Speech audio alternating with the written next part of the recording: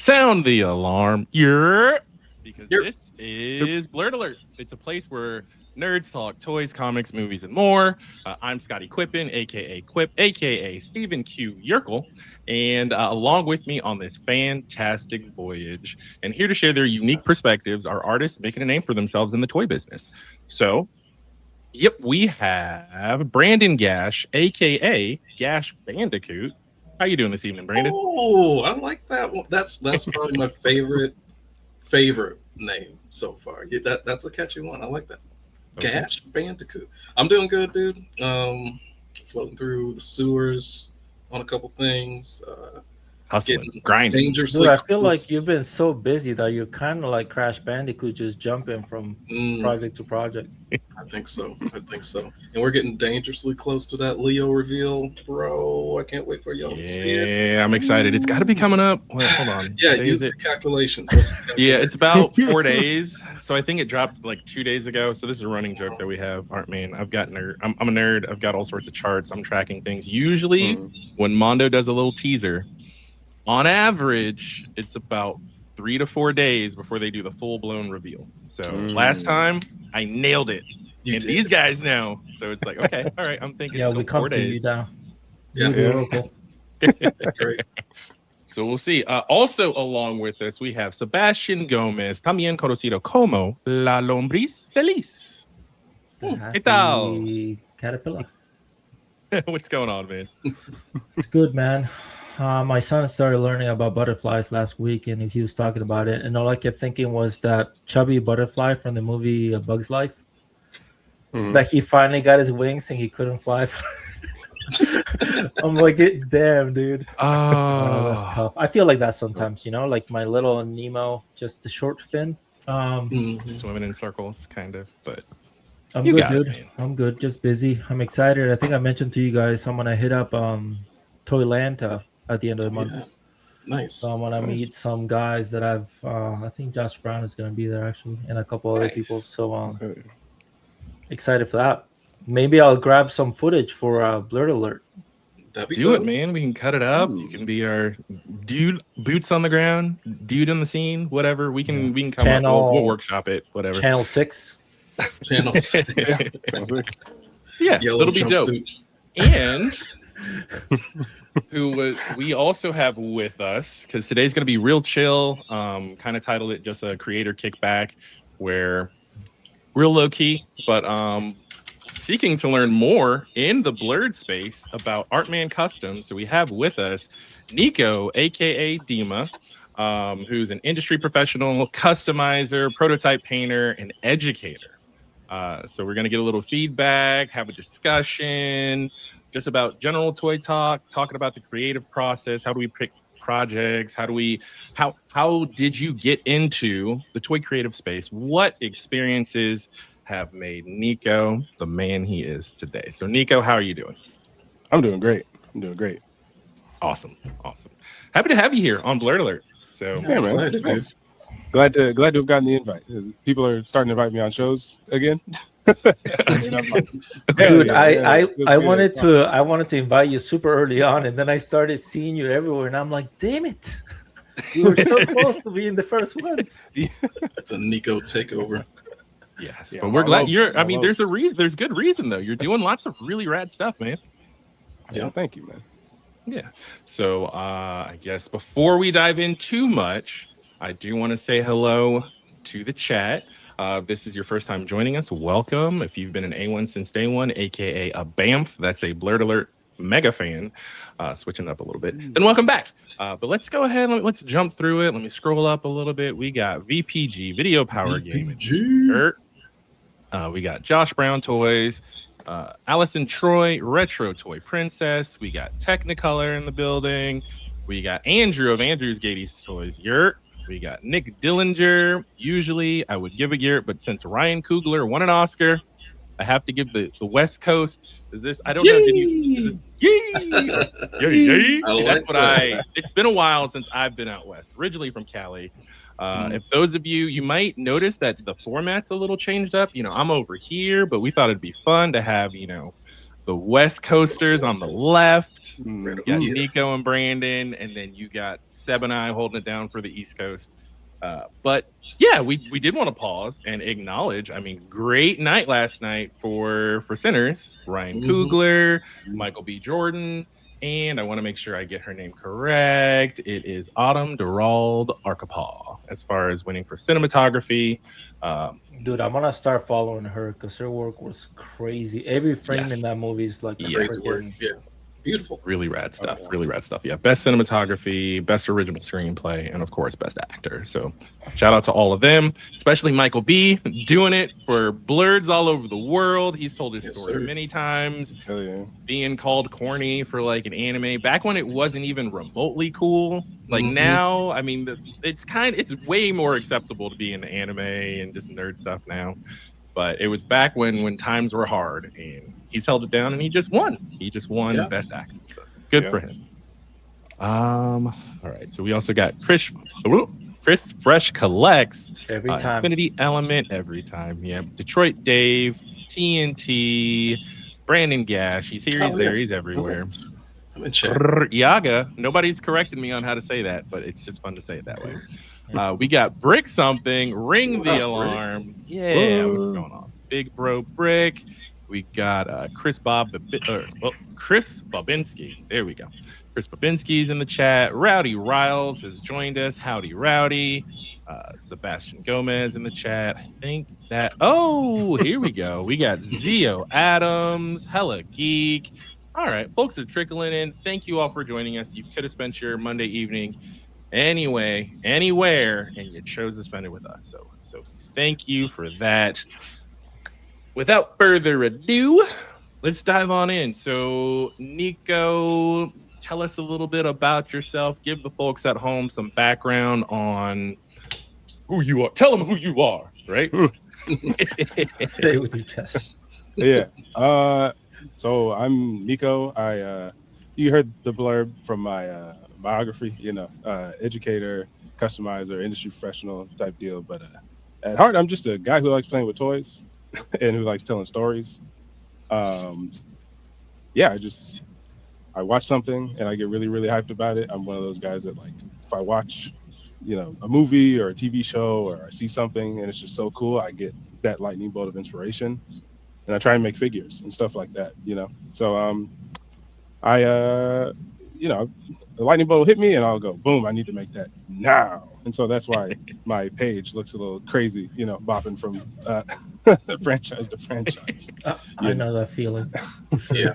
All All good. day. And speaking of your page, let me pull up your page just to kind of scroll, share some stuff with the folks at home. Hold on, here we go. I have some personal favorites of his. I do Yeah, too. I mean, definitely do. definitely. Yeah. I think we all do. Everybody kinda- does.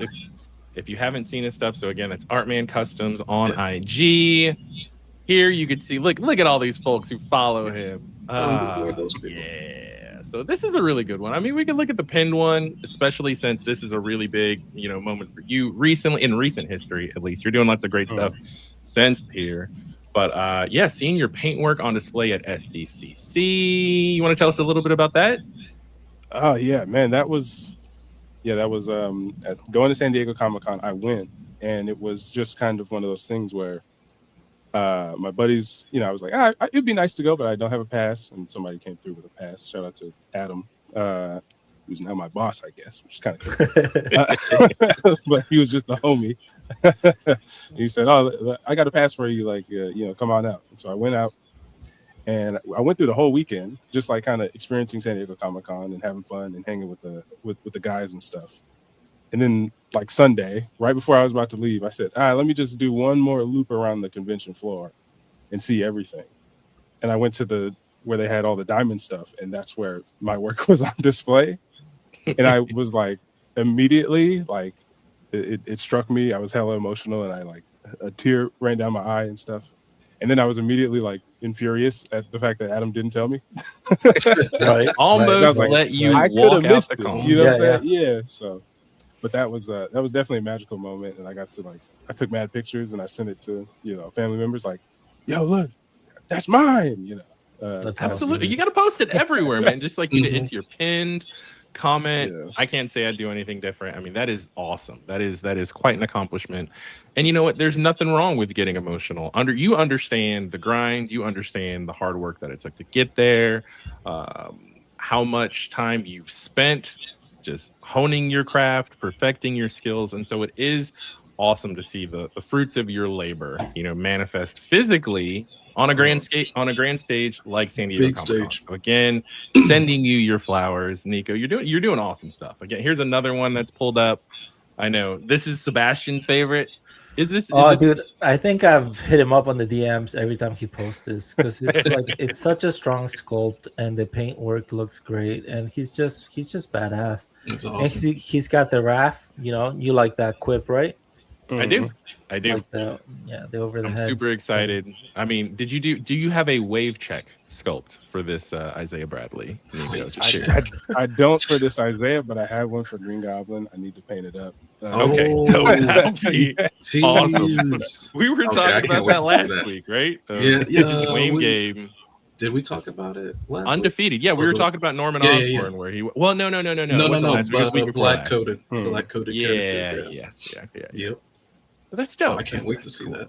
Okay. And you know what? Piggybacking off of what you said, seeing your work like for the first time, especially at like a Comic-Con, bro. No other feeling. That's so crazy that to have not just your hard work, because you know how many hours you put into it, but to see it there and people are taking pictures. I'm sure you're like, oh man, like look, that's my stuff. Like like it's right there. You know what I mean? So it's a life-changing thing. I definitely can relate. Yeah. Hey Brandon, what was the first thing you saw that you worked on at San Diego? What was like the first piece? Gosh. You know what? It was like between different companies. So had stuff with Nacelle, had stuff with Super 7. God, I think there was another company too. But yeah, between those two and my first time at San Diego, it was a little overwhelming. I was like all over the place trying to see everything out there. I think Toxic Crusaders was one of them because there was one even painted that were just like in 3D print form. Yeah. So I was like, oh man, like I remember working on that and other stuff was to come. So it felt really cool, especially when you have like a company that you work for with a big booth because they go kind of all out. So you get to see it like made large and it's like a lot of buzz behind stuff that you spent countless hours stressing, sweating, telling your wife like, hey, I need to do this. Why are you sweating? There's air conditioning. It doesn't matter. I'm sweating anyway. It's like, hey, I need to get this done. And she's like, what? Give yourself breaks. And I'm like, there's no breaks. I got to get it done. There's no time. You already know. Yeah. But time to lock in. Definitely roll some tears. Yeah, shout out to wives. Seriously. Yeah. Seb, recently was that your first like professional job showing up in a convention? So that recently happened, right? With the Denver the Last Dinosaur. Was that your first? Yeah. Funny enough, that was the quickest turnaround, and it was the first. I obviously didn't see it. Well, I guess I saw part of it live because I printed one of them, but I didn't see it like at the booth. But I am. They're gonna have a booth at Atlanta, so I'll see it there again, and hopefully I'll meet some of the guys. I've met them before, but hopefully in the near future I'll be able to see a little bit more of that kind of stuff show up in the big stage. I'm still kind of figuring out if I can make it to San Diego. I'm in the same boat that you were, Nico. Like I don't have tickets right now, so but I've talked to some people, and it's harder for me because obviously I'm in Ohio, but I'll figure it out. We'll see if it happens or not. But I still think we should show up and try and sneak in like in a Goofy movie and just 100%. instruments. Yeah. See if we can get Brandon to just drag us in. Yeah. That'd be fitting for your Goofy movie squad set. Mm-hmm. Which hopefully we'll hear something well before San and if not, it'll at least make it like it'll make a good reel, Yeah. Get some content out It'll there. be a good story. It's like they tried to crash San Diego Comic-Con. The BLERD alert, get them. Arrest all you guys got thrown out. Yeah. Yeah. That might boost our numbers. Who knows? So I know we could easily I mean, especially as soon as I pulled it up, I was like, okay, that could definitely pull us in as we walk through all the cool customs. I want to circle back to that and again get back to you, Nico, and see, chat a little more. So, like, what is, and I don't know that we've asked this question to Brandon or Seb either. So, I'd like to hear from you two after we hear from Nico. But what is your earliest toy memory? Like your first memory of any sort of action figure that just stands out to you? Ooh. It'd probably be those like little green army men that came in like the bags. Okay. The bags of like 50 or 100. My mom would take me to like the 99-cent store, and that's where we do our grocery shopping. So Nice. you know how I grew up.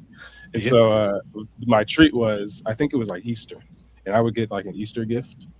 And she was like, go pick something from the toy aisle. And that was the one that I picked. It was the bag. Because I was like, I could get one little toy right here, or I could get 50 right in this bag. And I could play for hours. So. Cat Williams, making baller decisions at a young age. Yeah. Wait, did you ever Exactly. did you ever customize any of them? Oh yeah, I took a couple of them. I'd take scissors too and like cut off a leg or whatever, and be like, oh, he got hit with a mortar shell. All right. Type deal.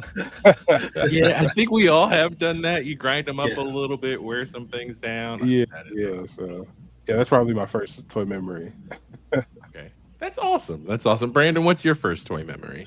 Man, I got a lot of toy memories. I know for sure I got pictures that I'll have to bring to the show because my parents, now that they're retired, they keep on sending photos that they find of me like with Batman or Ninja Turtles and just like surrounded by cool toys. Some of them weren't even mine, to be honest with you. Some of them either were cousins, and I was like, oh, just like, no, you get away. I'm going to have toy time with your toys. Yeah. But had to been Ninja Turtles or Batman or G.I. Joe. I do remember vividly, like G.I. Joe 3 1/4, you could just do everything with that, put it in your pocket, go to school. And those would be my like literal action figures. I'd string like a little rope, throw it out the window and be like, there's Snake Eyes, like doing a like crazy thing. Yeah, repelling from the car until I lost the toy. And then my mom was like, you ain't getting another one. Nah. Yeah. So G.I. Joes were something that were just fun. There was just something about taking just a plastic grocery bag from a store and maybe, I mean, out in Cali, we had ranch style houses. So it wasn't anything to like climb up, hop on the fence, then hop on the house, and then you throw your action figure off the house with or maybe climb a tree, with the little parachute just to see if it works. And there you go. If it's in the grass, it's okay. If it's on the concrete, it might bust up. Yep, it might get tied up and start to do a death spiral. But it's still just a fun thing that I remember from childhood as well. That's what G.I. Joes were good for. The Turtle Trooper, even, I mean, that was fantastic where it wasn't a parachute. Well, no, even some of the Green Army Men came with the little plastic parachute and the strings that came down. So, unfolded. Yeah. And the ring that was on top of their head. Yeah. Dope. All right. Seb, what's your earliest action figure memory? I think for me it's Darkwing Duck because I had the bad guy, the electricity one. What's his name?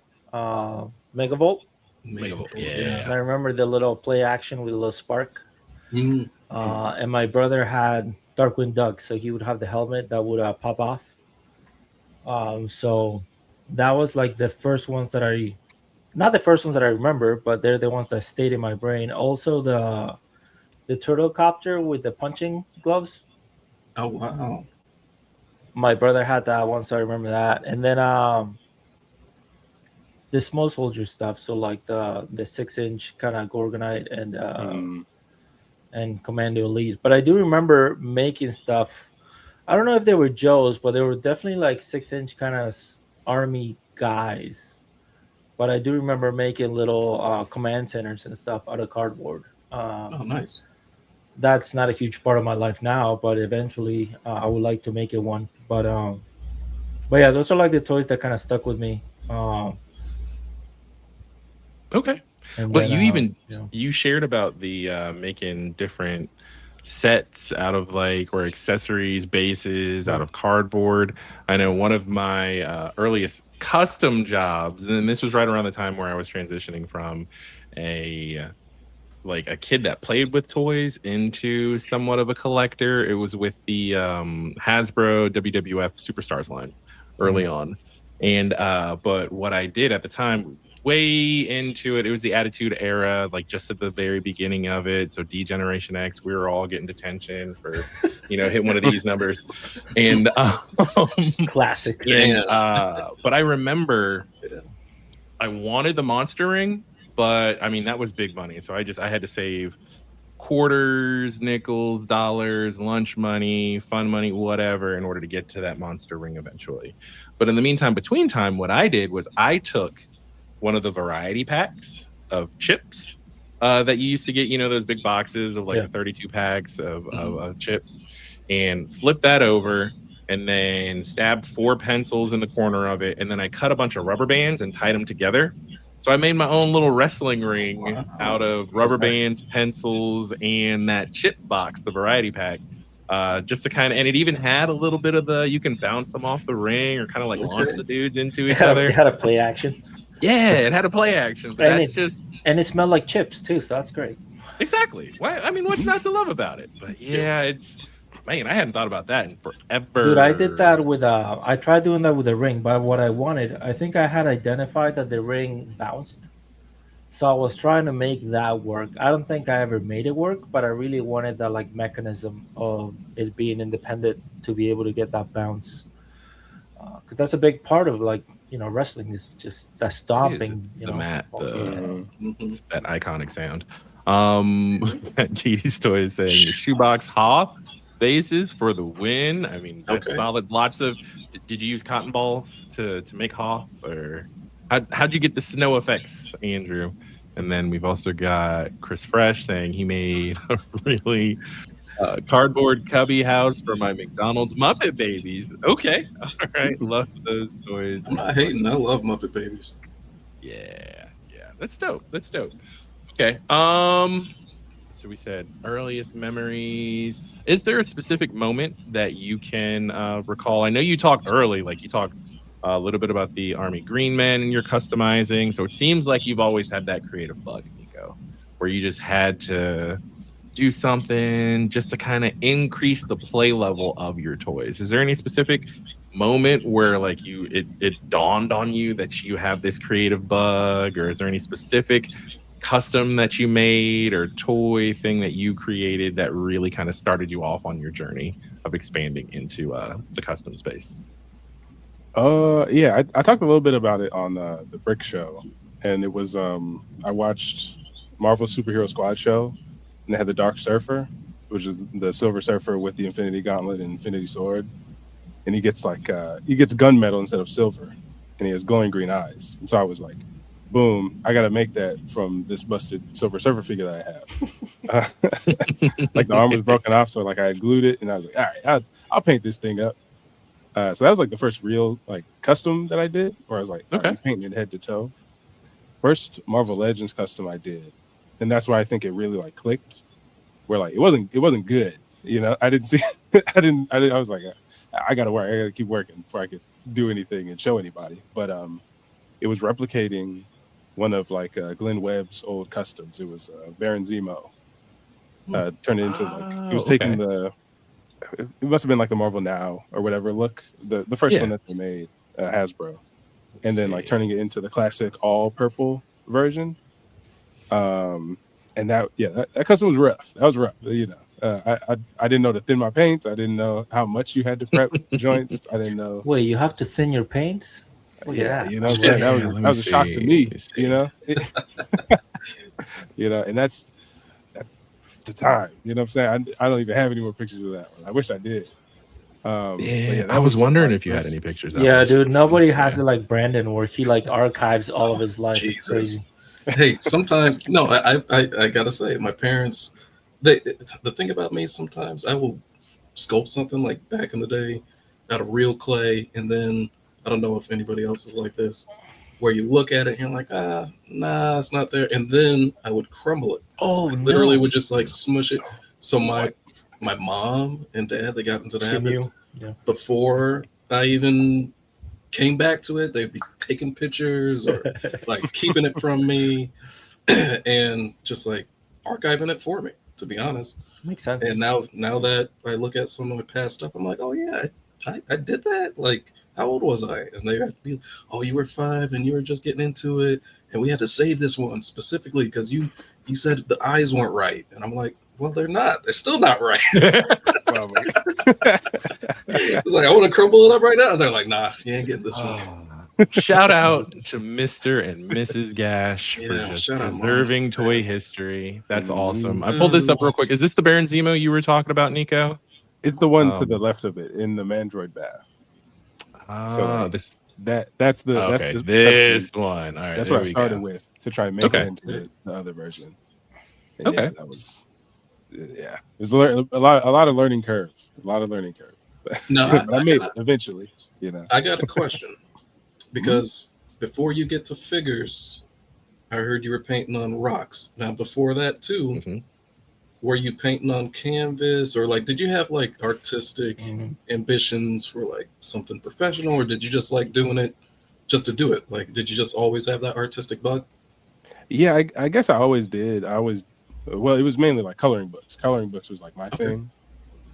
And I would go crazy with the dollar store Superman coloring book, or the Justice League or something. Dope. Justice League had some solid coloring books, absolutely. Because they had all the crazy characters. I was like, oh, Vigilante, he's a cowboy. When do I get to color in a cowboy? So yeah, coloring books were like my jam.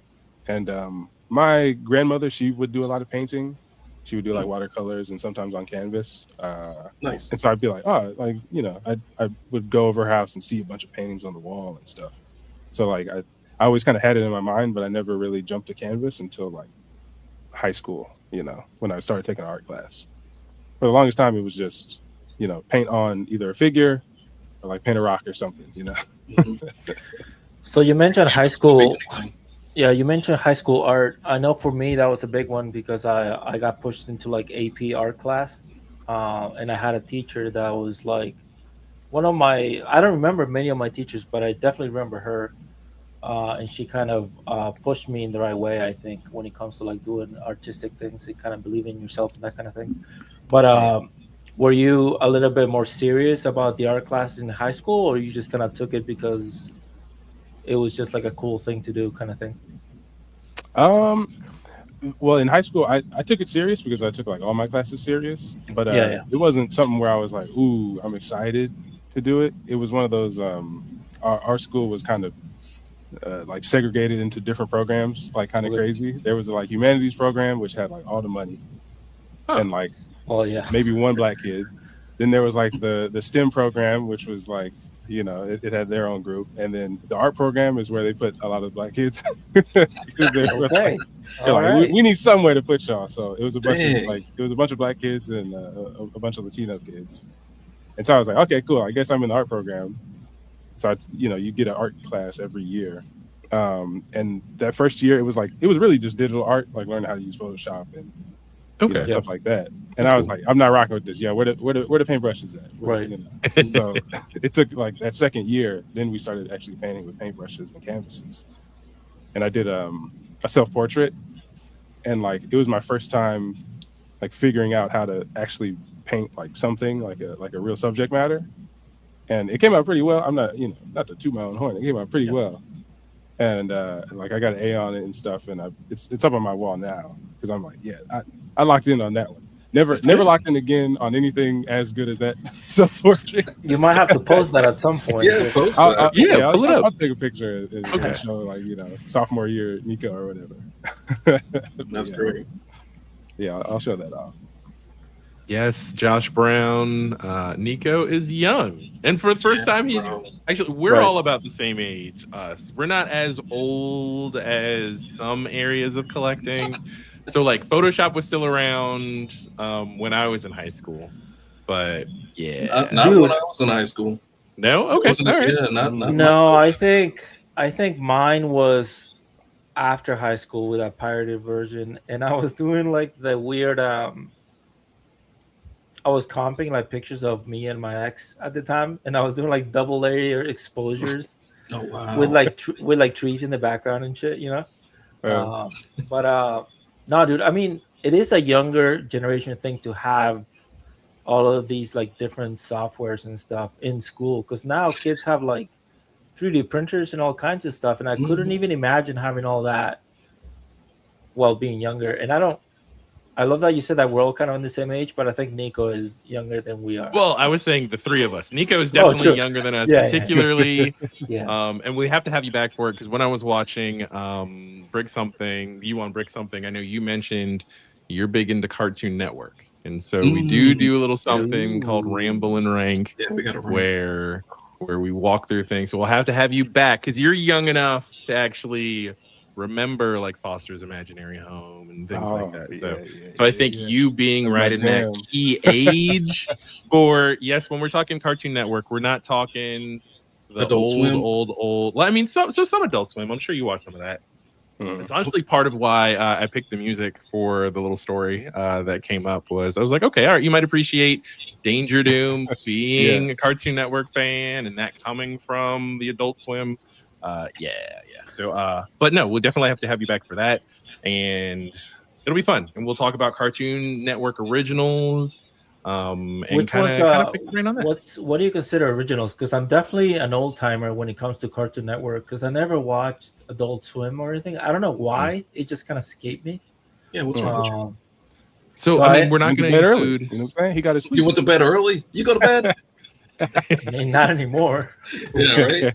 Haven't you seen that video on Instagram where the woman says, "If you're going to sleep after 11, you're literally killing yourself"? And I'm like, okay, All right. Relax. That's Relax. rough. Yeah, Crazy. I mean, sleep deprivation is real and it is cumulative. So you do need to make sure you're getting rest. Slow down sometimes. Take a breather. Quit. Just like Brandon said, we cannot stop. We gotta keep Sometimes going. you're locked into a project. Sometimes you got to stay. It's like when your car in the sewer, you know. When your car runs out of gas and you're downhill and you just keep going on just like momentum. Yeah. So many times. I'll sleep when I'm dead. Bottom of the hill, you know. Yeah, that's true. That's true. But I guess you asked like what an original Cartoon Network show. Right. I mean, it's the classics. Your Powerpuff Girls, Dexter's Lab. So I can still hang there. Okay. Yeah, exactly. So, But Kids Next Door. Is that too old for Nico here? Is that No. Yeah. No, that's early. That's early for me. But I still remember Powerpuff Girls. Okay, he's still right. I mean, are you more the regular show Adventure Time? Is that like your key era? Yeah, that's really where I was like cognizant and keeping up with. And plus, there was like more story going on with like Adventure Time. True. And so, but Ben 10 is another one where it's like that. Ben 10, that had me. Kids Next Door. Man, we could talk about Fusion Fall. Fusion Fall was crazy. That was a whole thing. Wow. But yeah, that's kind of my era. You know, where do you find all these shows now? Like Tubi or something? Where do you find this stuff? Well, I'm lucky enough where my parents, they like got the bootleg like DVDs and they just kept them. They didn't throw them away. So like now I got them. So you were getting faded up and Pops was out front, you know, comping a couple of those. Yeah. Okay, all right, that's cool. Crazy story. My mom says this every time. Nipsey Hussle is where we used to get our like bootleg DVDs from. She used to buy from Lil Nipsey Hussle. Okay, that's awesome. So do the bootlegs come with like accurate covers and stuff, or they're just like plain Jane? Some of them it was just the black plastic, but a couple you get the actual, like they went to the library and printed out a cover. Dude, because in Chile, I don't think I ever purchased. I think seldomly, but I did purchase a lot of bootleg stuff because you would go to the beach and there would be people with like their little blankets, and they would sell a bunch of CDs. And I remember buying the one from the Offspring, the one with the skull with the fire. I don't remember the name of the CD. Ooh, that was it's Americana. No, Americana is the one with the cockroach. No. Okay. Oh, now I need to pull up Offspring CDs. But go ahead. That was it. Yeah. It was bootleg, but it was printed on paper. But it looked nice enough, you know. But you're right. It's conspiracy of one. We're gonna get in trouble with this episode just talking about all this stuff. Bootlegs. They can't get a statute of limitations. Allegedly, we're storytelling. See, Nico was talking about liking I didn't stories. buy it. My parents bought it. Yeah. See, that's not me. an accessory after the fact. We'll make an episode on LimeWire at some point and see like Oh, Oh shoot. man. I do know. That's So gonna be my crap. aunt, I'm not going to say her name just for changing the names for protective reasons. But my aunt, my earliest memory of Ninja Turtles, the 1990 movie, was chilling with my cousins. So I was the only branch of my family that was out west. The rest of my family was up in New York. Brandon and I have talked about this, having like the cool New York cousins that you're kind of like tagging along with. And I remember all of us cousins were just hanging out, playing with action figures, stuff like that. And then actually it was the Food Fighter action figures, cool. which some of them were legit, some of them were bootleg.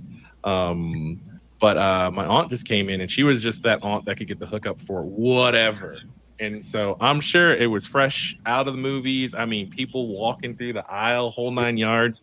But once it kicked in, just that 1990s, that score from Ninja Turtles. I mean, we were locked in. But yeah, my first experience watching Ninja Turtles TMNT 1990 was a bootleg VHS, though. They weren't DVDs yet. But yeah, that's cool. That's cool. love Okay. We're all criminals. You just gotta, Yeah. Yeah, I was criminal thinking pirates. I was thinking that Mondo should do a variant packaging that looks bootleg Oh, dude, that'd be so cool. for the crazy. figures. Yeah. It's not Ninja Turtles, it's like I don't know, Ninja Heroes or something, you know? What was or it? whatever. Isn't there one that was like Herculean something heroes? It was like American Herculean. Something really was random it? that you would think would be a ripoff of He-Man, but it was actually a knockoff of Ninja Turtles. Was it the UK that they wouldn't use Ninja and they changed it for something else? Yeah, when Yeah, you use Teenage ninjas, Mutant Yeah, Hero it was Hero Turtles. and they Hero they Turtles. outlawed nunchucks too. Yeah. Oh shit. So he had like the weird Crazy. grappling hook or whatever. Yeah. Yeah. It's like what? I mean, you could mess someone up with nunchucks. You can mess You can mess somebody up with the grappling hook. Oh Yeah. man. Yeah, it has a hook on it, bro. Like you're doing way more you damage. doing worse. Yeah. I don't know. Collector. That's not collector logic. That's politician logic, I guess. Yeah. We all know how that's going. It is what it is. Quip, I like what you did with your background. You changed it up a little bit. When did that Switch it happen? up a little bit. There's still some glare coming, so I got one more shelf to lift stuff up. Those are actually going to be the key areas for where I'm keeping the Mondo Ninja Turtle stuff, which they did just tease Leo, right? So I'm getting Oh, more y'all ain't excited. ready. Y'all How ain't tall ready. are those guys? Do you know, Brandon? How tall are 10 they? inches. Yes, I know they're 10 inches. 10 inches each. Yeah. Y'all ain't ready. All right. I'm just gonna say it. I'm excited. Sorry, because I've been sitting on this for damn near a year plus, seeing it in color and in photos. Y'all ain't ready. Just crazy. I'm getting It's ready. crazy work. So my thing is, so I say it all the time, especially with these turtles. I've already been, since they were first announced, since Donatello was teased, I've been just going, okay, yep, selling stuff, squirreling away money. I've got my own little honeypot set aside that's specifically for these turtles. Wifey's on board. Again, shout out to the supportive Shout out to wifeys wifey. who Yep. I had the money set aside for Donnie, and she was just like, I'll cop that for you for Christmas. And I was like, bet. And then I'm going to have a birthday coming up soon. Okay. So All right. Leo's coming. Yeah. So she might Halfway even there. cop that for me. Yeah, it's dope. It's There you but go. if you stay ready, you don't got to get ready. So That I'm is even true. thinking, hey, what sort of things am I going to do just to prepare, make space, make room? So this is kind of a step in that direction right now. Because they're in cases, I might take them out of cases to kind of knock down the glare. But I've got all my Bebop and Rocksteady variants. Like I've got like my bunnies over here. Got my superheroes. I might switch it up. Oh, you see a little bit of the One Piece model. I haven't built it yet. I'm going to build it. I'm not going to keep the model mint in box. I But love how you talk like someone who was giving you crap and nobody was giving you crap. You're oh, Nobody- somebody, Yeah, the it's Geek coming. Dad Life crowd that has joins us. They will give me guff. yeah, but our Um, community so far has been super supportive. Quip. They're nice. Absolutely, nice. they have been, and I'm excited for them. I think I got to make more space. I definitely know, especially with after getting that Usopp. Again, shout out to Detroit Dave. I definitely need to. I'm gonna do something in this little square, this rectangle over here, to have to build out a One Piece display. Do you see a comment about Video Power Gaming? Let's see. Hold on. want to quit. I got a side account from Mondo. Swiss account. A side account. Side account, Does man. your wife Damn. know about that? It's side the account? burner account, you know. Or did No. you just? Are you just being responsible and you have a toy account that you set up that it's still good, it's still within budget? VPG is responsible. He's a responsible collector. Very, very. I have faith. He's not hiding money. He's just saying he has a side account as well. Okay. All right. I will say something about like the Mondo collectibles, just in general, and this segues back to you, Nico. It's like before I joined the team, I admired like the paints on these figures so much. Does any or any other company besides the one that you're working with right now, like inspire you as far as like their paints and like their approach to figures and laying down deco? Yeah, I'll say like the Mythic Legions, freshman dudes. Yeah. They're the way that they, not even like the way that color is like applied, because they do have like really cool shading stuff, but just like the color selection is really interesting to me. Like I really like that, like the way that they pair certain colors, especially in Cosmic, but in like the Mythic side as well. Plus, there's some people that work on the paint side that I know and like came up with kind of customizing, which is really dope. Like Dope. Yeah. you know, so they have always been some folks that I look to where it's like, okay, things like you can do really good paint work and it won't always get lost in translation. So yeah, I look to them quite a bit. I love what they be doing over there. Yeah, that's excellent. It's always good to be really good inspired stuff. by some of that stuff. Yeah. Dude, when I went to PowerCon in Columbus a couple of years ago, I passed by the Legions and I talked to some of those guys. They're really nice guys. But I saw the Cosmic stuff, and they do really cool diorama pieces for their displays. And I photographed a lot of it because it was just so cinematic, dude. Like it didn't matter where I shot the camera, like everything just looked beautiful. And a lot of it is like color, like the way they pick stuff and the way they apply it and everything. It's it's great stuff. Yeah, and Legion's Con is usually based out of New Jersey, Pennsylvania area, right? Yeah, Jersey. Yeah, I would Okay. like to go this year. Maybe I can figure out a way to do it. Yeah, I Hopefully we would see too. you out there, man. It's a really fun con. Like That's cool. it's my favorite. You know, San Diego Comic-Con is San Diego Comic-Con, but like Legion's Con, that's magical. It's all toys, you know. It's all Exactly, because toys. Comic-Con kind of, it's a little bit of everything, right? Toys, comics, movies, art, but Legion's Con is, as you were saying, Nico, it's Legions. I mean, it's toys, so I think I would like to make it out there. Yeah. Do you know Ostromandus Toys, Nico? Does that name ring a bell at all? Not immediately. Okay, sure he's if in the I- Legion space. He is. He's another person that's big into Legions. I did a little stream with him when they were doing a Legions reveal on Brick's channel. So I know he's not far from me, so we might try and road trip up there. It'd be fun. Road tripping's Now fun. I wish I was on that side of Oh, dude, get out of here! No, You get all the yeah, best yeah. stuff. You get Bro, Decon. You get all the cool stuff. Man. Decon, San Diego Yeah. Comic Con. We got yeah, WonderCon. yeah. WonderCon's I coming guess, up I like guess. in a week. It is. So. Anaheim, Yeah, right? it's coming up. Nico, you going to WonderCon? Yeah, should be going Saturday. Oh shit! I'll probably miss you. I'll be there Friday, but I got tickets. A few people are going on Friday, and I'm like, "What's going on? Am I missing something?" Nah, it's what's just- Friday? They're Magical? going. They're Just going for Friday. Brandon. People go. No, they ain't going for me. Dang. They going for the WonderCon. Sure, I gotta be I would there. go places for Brandon. I'd be like, "Wife, I'm sorry, I gotta go meet somebody about a thing." Literally, sometimes when you know enough people in the industry, it's like that's where we meet up, man. Half the time we're just so locked into our projects behind the screens or like texting each other or whatever. It's like, hey, what are you doing this week? You going to the con? Oh, okay, shoot. Sometimes like I have a buddy that I have like toys that I'll just find because I know he's into Hulk. Shout out Johnny Newen. Oh yeah, Jax. And I'll just like, oh man, I was in the comic book shop. I picked up this Hulk like little toy figure, whatever. He's like, oh, save it for me next time I see you. And I was like, all right, yeah. did he I bring you got a anything from big Japan? box. Yeah, you got me, bro. Dude, I was nerding out. Are we doing toy hauls from Tap Theater? he got me a big old box full of stuff, man. There's like No, Johnny from cat collectibles because we have Hold on, cats. let He me gives make me it these big. little. that's amazing. I'll do Let's this. see. There you go. There we go. Nico got Johnny- surprised. Why am I big? That's his praise. Johnny, if you're listening, I'm doing a complete blind unboxing here. Yo, does Johnny like Little streaming? figures. Because we should have him over. Yeah, for we should sure. have Johnny on. Yeah, we got nothing but history.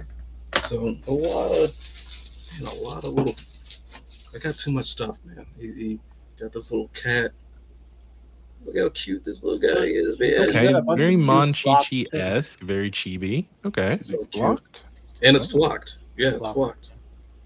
It's adorable. Oh, dude, not to bring up Mondo again because we tend to do that. Flocked Panther, bro. Look at it Flocked fighting. Panther. This one looks like Seen a that. cat. Yeah. I didn't Fighting know you were. Cole's I didn't cat. know you like cats. I grew up with dogs, but then I met my wife. We were dating, and she had a cat, and so now I became a cat person, a cat dad. And then our last apartment, like there was a lot of strays, and there was one in particular that just like kept on coming up to me, kept on meow meow meow, and then nicknamed her Squeaks, and then Squeaks became my little fur baby. Adopted her, and now the rest is history, man. I'm a cat dad. Oh, There shit. you go. There you go. You're like that cat Splinter. What's the Yeah, what's that cat rescuing line them called? from the sewers. Yeah. Which one? Yeah, This, I think. Are you talking about the one in the red box desk tapes? this one. The Nyan Channel one. That one, or the one where it was like fighting alongside the mouse? Or the flocked one. Oh, it's all cats. All of them. He wants a Yeah. list of all of them. I tell you what, I got this other one. It's a mummy cat, and then inside Oh Okay. no! it's got a mummy cat, right? Nice. Oh, I love this shit. Okay. Get off me, man. All right. Yeah. Cat Safubi confirmed. It's too much. Oh, man. So I know you. So we were talking Four Horsemen toys. I was going to pull up one of the customs that you did. That Ooh. specific thing you did for yourself. This is a rad one that really spoke to me. Oh, yeah. Again, there's just something about just the iron mask and the eyes peeking out from behind it. But tell us a little bit about this one. How'd you get in the headspace? Where was your inspiration coming from for this specific mythic legions that you put together? So for this one, my buddy Jorge, or Horror Geek Plastic on Instagram, he's always hitting me up like, dude, you should make this. You should make this. Look at this movie. He tries to enable me to like Okay. watch stuff that he likes, so We that all need I'll friends like get that. inspired and then make something for him. You know. So like, he you know, almost like you got should really watch. Yeah. Like Puppeteering. He's really the puppet controlling things behind the scenes. I'm that friend for Sebastian and for Brandon. Hey, have you thought about this? Have you done this? What about this? Are you gonna do that? It's like, tell me you're doing this with the Ninja Turtles. Hey, if you don't do this, I'm just saying you're leaving out a wide open space for I'm this just fan saying. base. It's I like, will put this out there. all I don't right. know if it's actually going to get made, but Nico might appreciate this. We talked earlier about Raph and the do-rag, and all I'm saying is soft good do-rag for Raph, but with the Bow Wow packaging. But instead of Bow Wow, it could be a dog from the Ninja Turtles universe, right? It could be Razar, it could be Hotspot, whatever. Little Well- play on little Bow Wow having his own brand of do-rags. I'm If just trying to Brandon- put that into the universe. But if Brandon is playing in it, it'll probably be a cat, not a dog. No, I'm an equal opportunity But person. there is a cat in the IDW. There is a big cat who's the leader of the Mutanimals. What's his name? Is that They Old just have Hob? the figure Or for am I it. tripping? Yeah. There you go. Old Okay. Hob. Nice. So Been a minute Ice Cream since I've read Kitty? that run. I gotta reread it. ice cream kitty. They said, wait a minute. VPG said, don't put my boy Raph in a do-rag. We can have different head sculpts. That's the cool thing. We want the option. It's an option. Yeah. And that's why I'm saying soft good do-rag with the wave check portrait. That's all I'm saying. That's all I'm saying. Okay. Mm. Sure. You know, I do. Raph's got 'em I down. have Oh, I have question. bosses and all that, so I don't know if it gets done, but I will make a custom small one. I'll sew it up and I'll send it to you. Yep. That's what I was going to ask. So talking about customs and 1/6 and stuff, or 1/12. Would you ever do 1/6, Nico? Like bigger stuff? I have done like 2 head sculpts for 1/6 scale. They were commissions, but like for me, 1/6 scale, that's less space, right? Like I have so much limited space.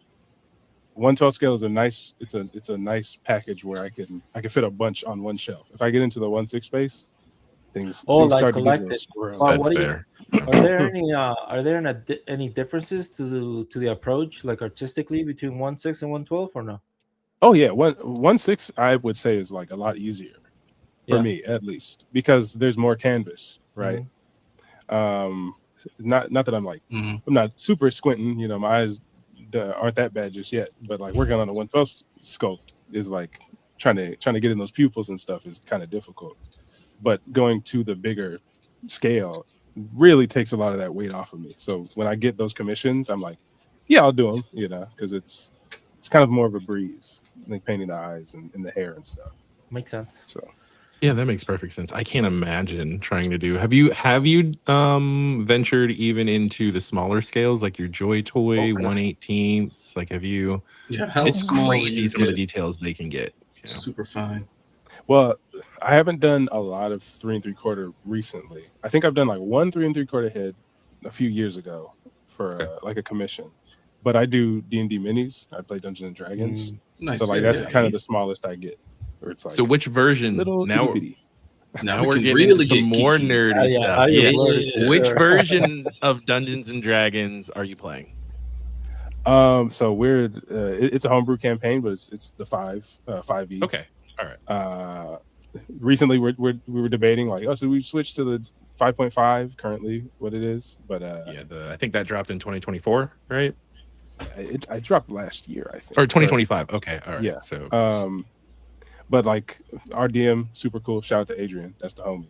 He was like, if you like your character build from 5e, you could just keep that. But if you want to, like, if you like however it is in 5.5, you could switch over and do all that. So I play Barbarian, and I'm like, let me keep 5e because I like how the rage system works a little bit more in 5e. Nice. So what have you taken any other classes? Are you pure Barbarian? I know when my wife played, she played a half work Barbarian with a couple classes in Druid so that she could get the animal familiar. But what about you? What combination, what race Barbarian are you playing in Dungeons and Dragons? Yeah, so I play a half orc Barbarian and pure Barbarian, like to the core. All right. Because it's just so much fun. It's so much fun. Just wrecking stuff. It's easier than having to think about like, oh, spell slots. I see my buddies, you know, my party mates, and they take 2 minutes to come up with whatever their move is. I'm like, come on, yo, I'm gonna hit him with an axe. I'm the same way. We had a campaign that started in COVID and it lasted years, and I was just like the guy that would just come in and stab people. Like I didn't want to think about spells or anything like that. But there is people that really know their stuff, and they will take like 2.5 minutes, 3 minutes going through all of the variables and figure it out. Yeah, but depending on how you play, you do have to read the party, right? Because I mean, it's always the wizards, the sorcerers, your mages that. I mean, one of the ways that we used to play is if you're going to play that way, you need to just know your spell books, right? Because that's one of the things that spellcasters would do is you know your capabilities. You should know what spells are in your lexicon, in your spell books, whatever. If we're sitting here and you're just flipping and flipping and flipping, bro, okay, I'm gonna get up, I'm gonna walk over here, might start a show. Like, come on, like 20 minutes later, he's still going through his turn. Those spellcasters are just rough to play with. So know your spells, know what you're gonna think about what you're going to do while other people are going. Don't take forever to make it about you, spellcaster. But I digress. I usually would either play a halfling rogue, which was just fun. And then what else did I play? I mainly played when we first started off campaigns. I started off with 3.5 and I played just a human fighter that was also a ranger, really based off of Aragorn from Lord of the Rings. It was pretty solid, easy to play. But I've also played paladins, which are kind of fun to be that person in the party, have the ethos. I don't know, paladins are kind of like the Leonardo of Dungeons and Dragons, right? Where you have an ethos and you're very principled. So I don't know, I like playing with order. But it's funny because my wife, very quiet, very unassuming, right? She lives out what she really wants to do through her half orc barbarian. We're just starting to get back into it. I got a starter kit to get my daughter into it. She's shown some more interest, specifically after we started watching Stranger Things with her. So now I'm trying to I just picked up a starter kit to get into 5.5, and it's got a couple cards where they're like already made characters to kind of ease into it.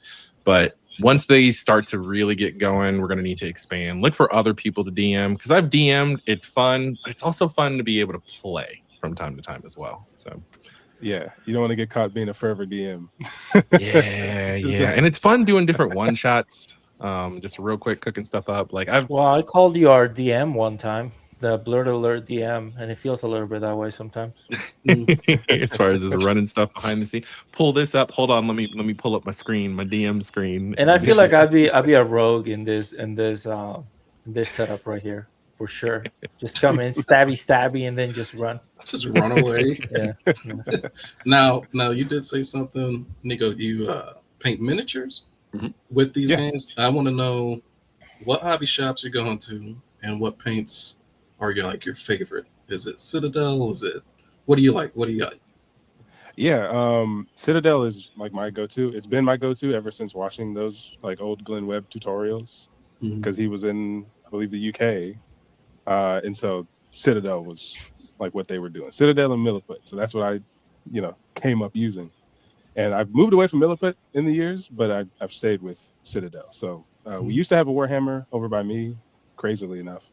But then during the pandemic, it closed. And so now a local game shop, Fire and Dice, has...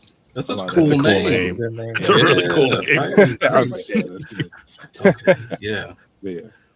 I'm plugging that into my need to goes when I'm around your area. All right. So have you ever DM'd, Nico? I've DM'd like once, a one shot with some buddies, and then I was meaning to. I got to get with the Toy Daddies crew, Yimbo and them, because we were talking over at Legion's Con about me like DMing something for them because they wanted to play. So like maybe at the end of the year when we're all back Jersey side, we'll do something. I'll have a one shot for them to do. So you mentioned the game. I know Legions is doing that Kickstarter, right? That blew up. Yeah. Yeah.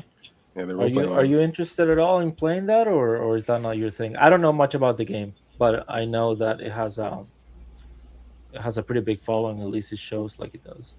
Mm-hmm. Yeah, I'm interested. I'm getting, with everything that I'm backing, I'm getting like the core rule set and all of the stuff, because I am like interested. Don't know a lot about the lore of Legions because I was like, oh, I hear they're gonna do a book. Let me wait till they get the book. And then Jeremy taking forever on the book. Shout out to Jeremy. But yeah, where the book at, man? I'm fiending for the book. But it'll be good to get some lore and information through the. Because I also heard that they're like the regular 6-inch or 7-inch figures work with the game too. Is that a thing? Yeah, I think. Well, they have little miniatures that match the figures, but then I think there's some kind of way where you can take up like the same space with the figures, like like on the board or whatever, which would be awesome because I have a custom of my like D&D character that I will bring to game nights, and sometimes I'll just be like, here's what I'm doing, and I'll pose the figure up. I mean, can you imagine somebody showing up with the dragon just for game night? Oh god, yeah. Here's who you fighting tonight. She's just like holding it like this. Yeah, that is. Yeah. Oh man.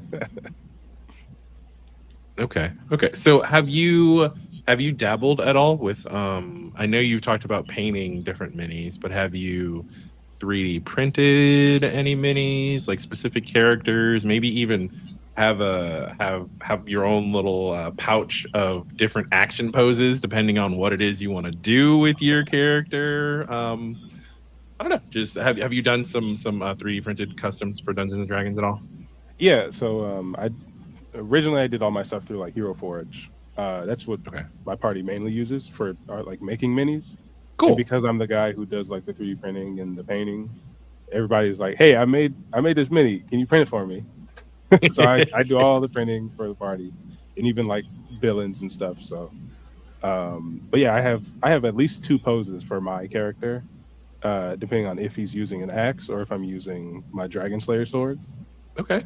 And so yeah, I've got 2 interchangeable minis that depending on whatever the encounter is, I use those. Nice. So you collaborate with a couple of people on Instagram as well, right? You're so I thought you were mostly the painter, but you mentioned that you also print. So do you print somebody else's sculpts, or are you sculpting as well sometimes, or how does that work? Yeah, so the thing that I do is my main passion is the painting side, and that's kind of what I have the most practice doing. I have more traditional sculpting skills than I do digital. Nice.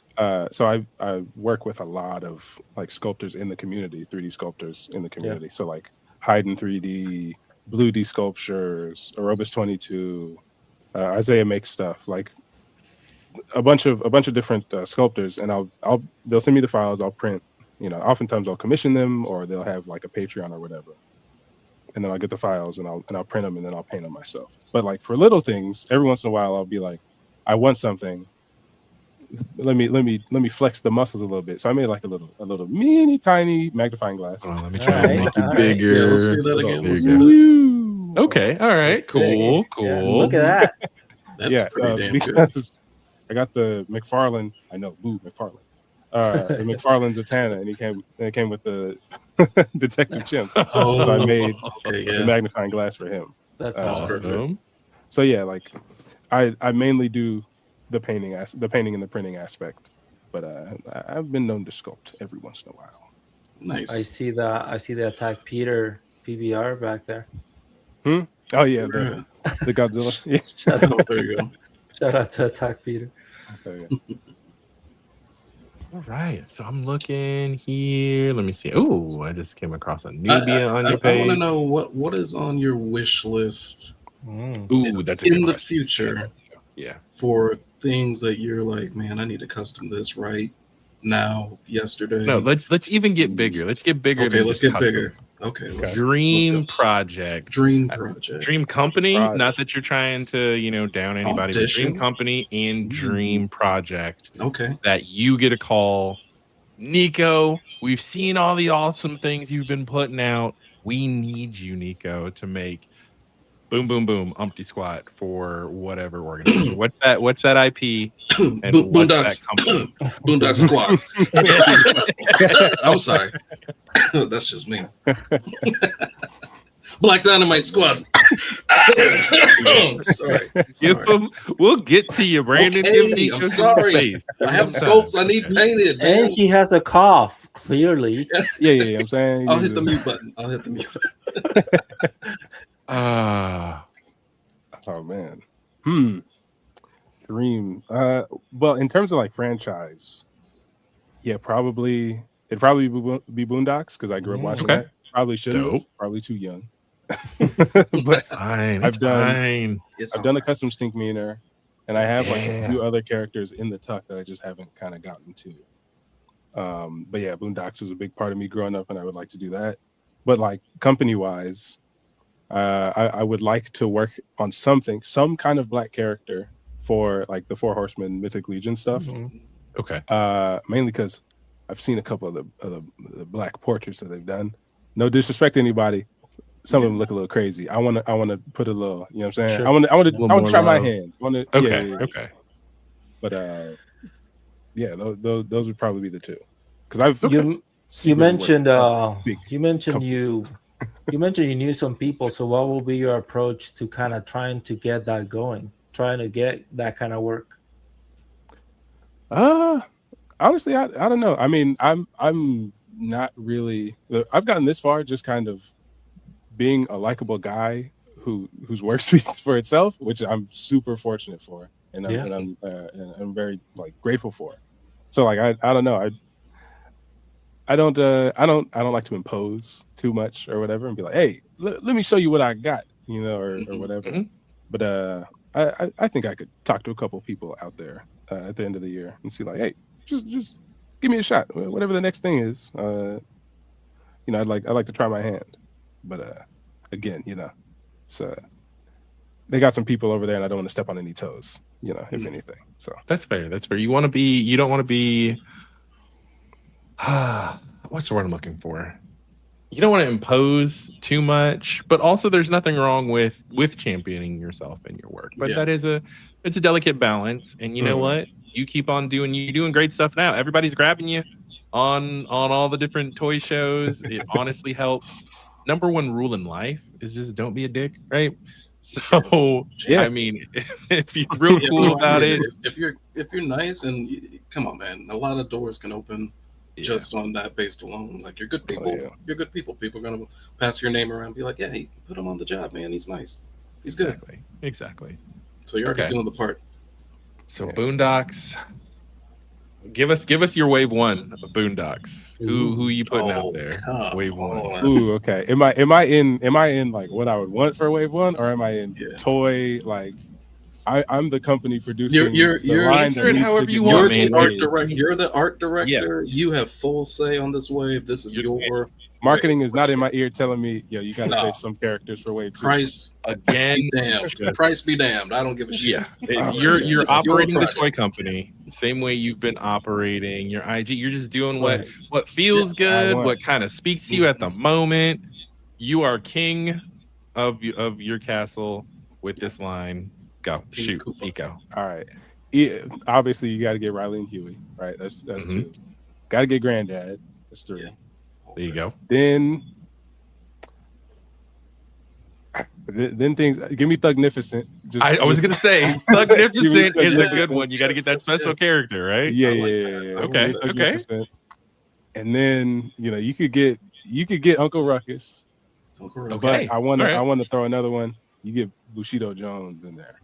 Bushido Jones and Thugnificent, both good calls. So you get those the special, not in every episode characters. Exactly. I like that. Exactly. Is there some good accessories for this show that you can also like put in there to enhance the figure? Yes, a lot. Yeah, there's a lot. Obviously, Granddad, you know how with Michelangelo, you get the spinning nunchuck, just that with the belt. The belt, yeah. Okay. Yeah. I mean, Riley, I want a bunch of hands, a bunch of accessories because he's always switching up whatever style. He could come with he got the classic fighting hands, but then I want him to have like a chain, a bat type stuff. Ooh, wait. Oh, I like the genesis of this. You can tell we already enabled him. Yeah, he's Bushido Jones right here.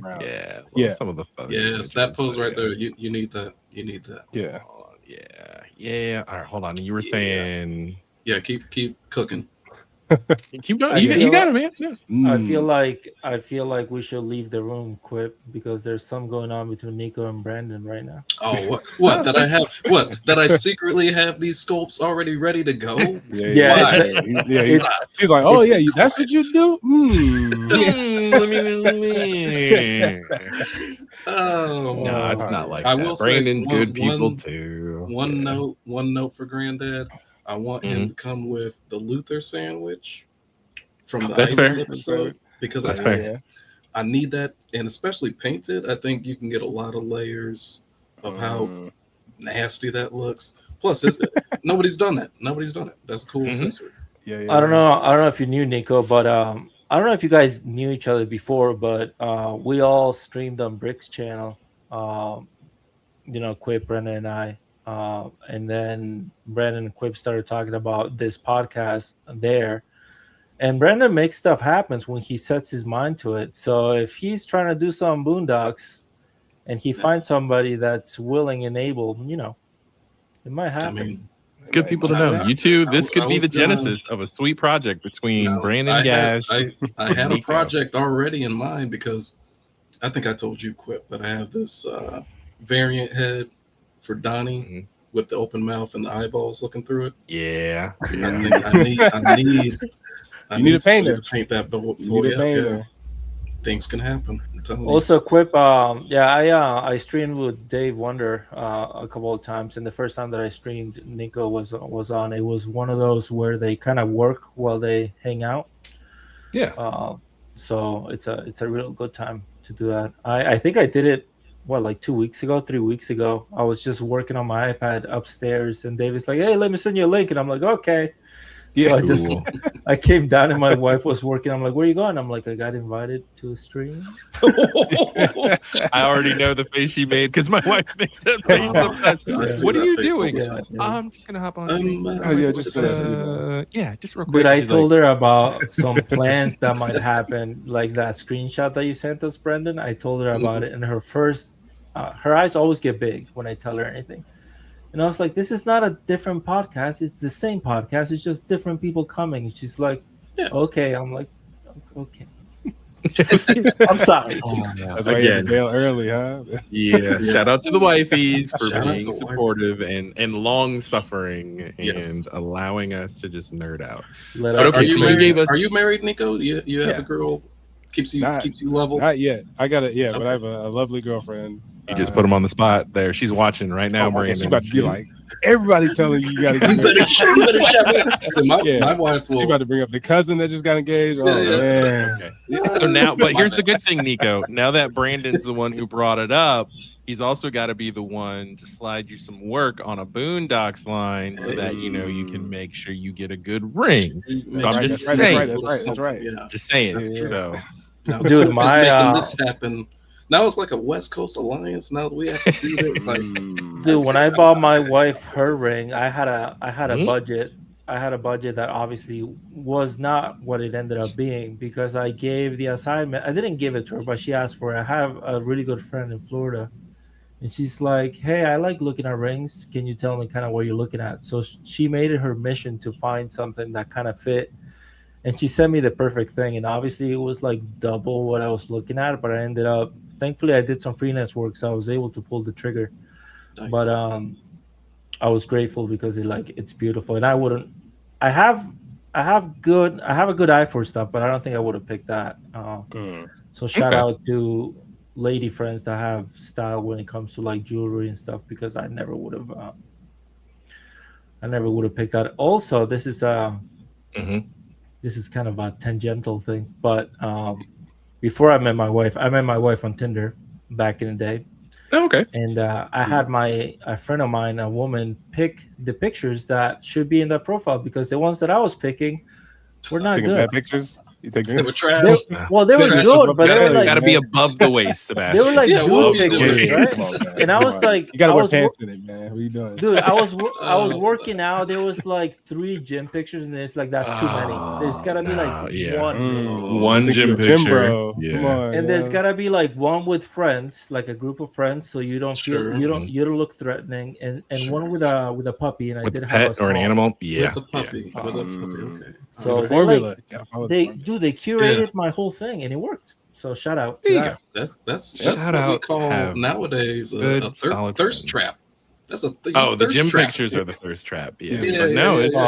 I'm just gonna send you guys one for no reason. Don't ever do it. Don't ever.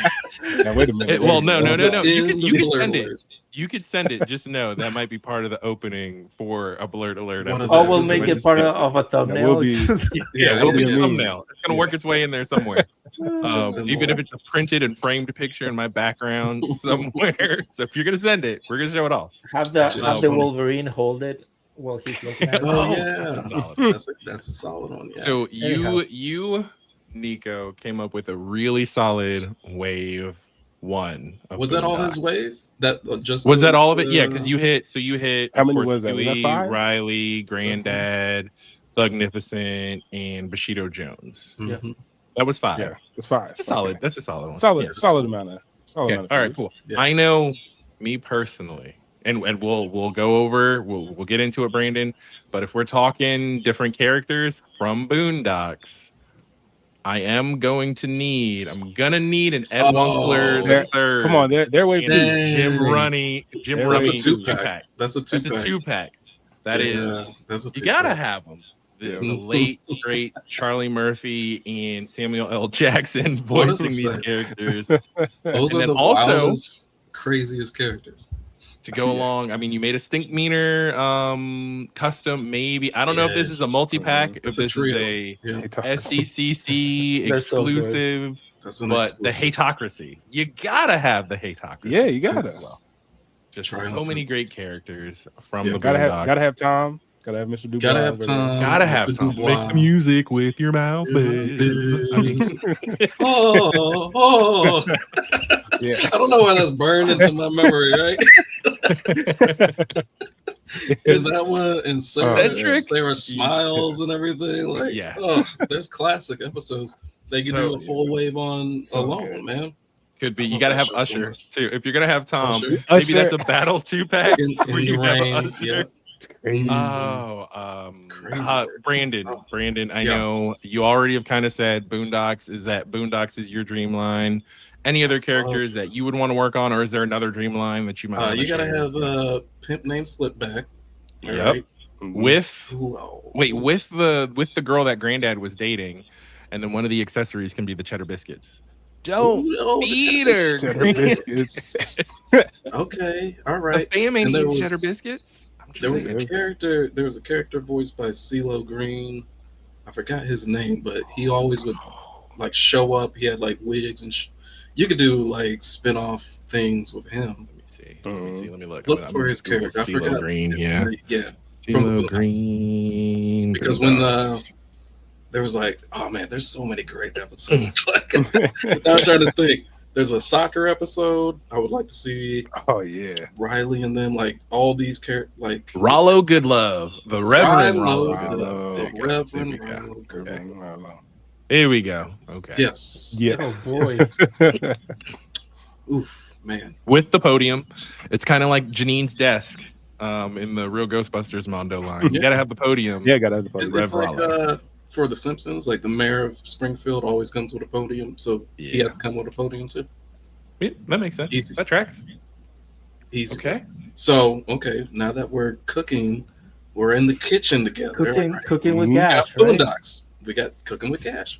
So now we got Boondocks. Nico, what's another dream? Since we're just building dreams, I want to know. What are some other lines that we can create together? Oh man. If we're talking dreams, I want Jada Toys. Put me in the driver's seat. June, I'm not coming for your job, but put me in the driver's seat. Not at all. Jada Toys Ben 10. Okay. That- Toys Ben 10 10. from Jada Toys. Easy. That's a good call out. Easy Good call call. out. That's the dream. That's the dream. Yeah. Right And there. that line, we're right at that moment though, because we have gotten a lot of fan service, like our generation, even the generation previously. So Joe's, Transformers, He-Man have had their comebacks, right? Even we're about to get that Motu movie, right? And then Ninja Turtles also has had a come up. Street Sharks are even coming back, right? Gash, you did some stuff with Mondo. And so we are getting to that place in collecting where it is right about time to get us. All right, wait, hey, where's the Yu-Gi-Oh love? I've seen Digimon getting some love in the streets, like a lot more recently. And Ben 10 is definitely, it's your time to shine, right? Because we've even gotten through 2003 Turtles. We're into 2012 Turtles from NECA. So yeah, it's about time for Those are somebody. my turtles. So I was Yeah, that's another line. Like that would have been dream line if you asked me like 3 years ago. I would have been like, "Yo, where's my 2012 turtles at?" Now we got them.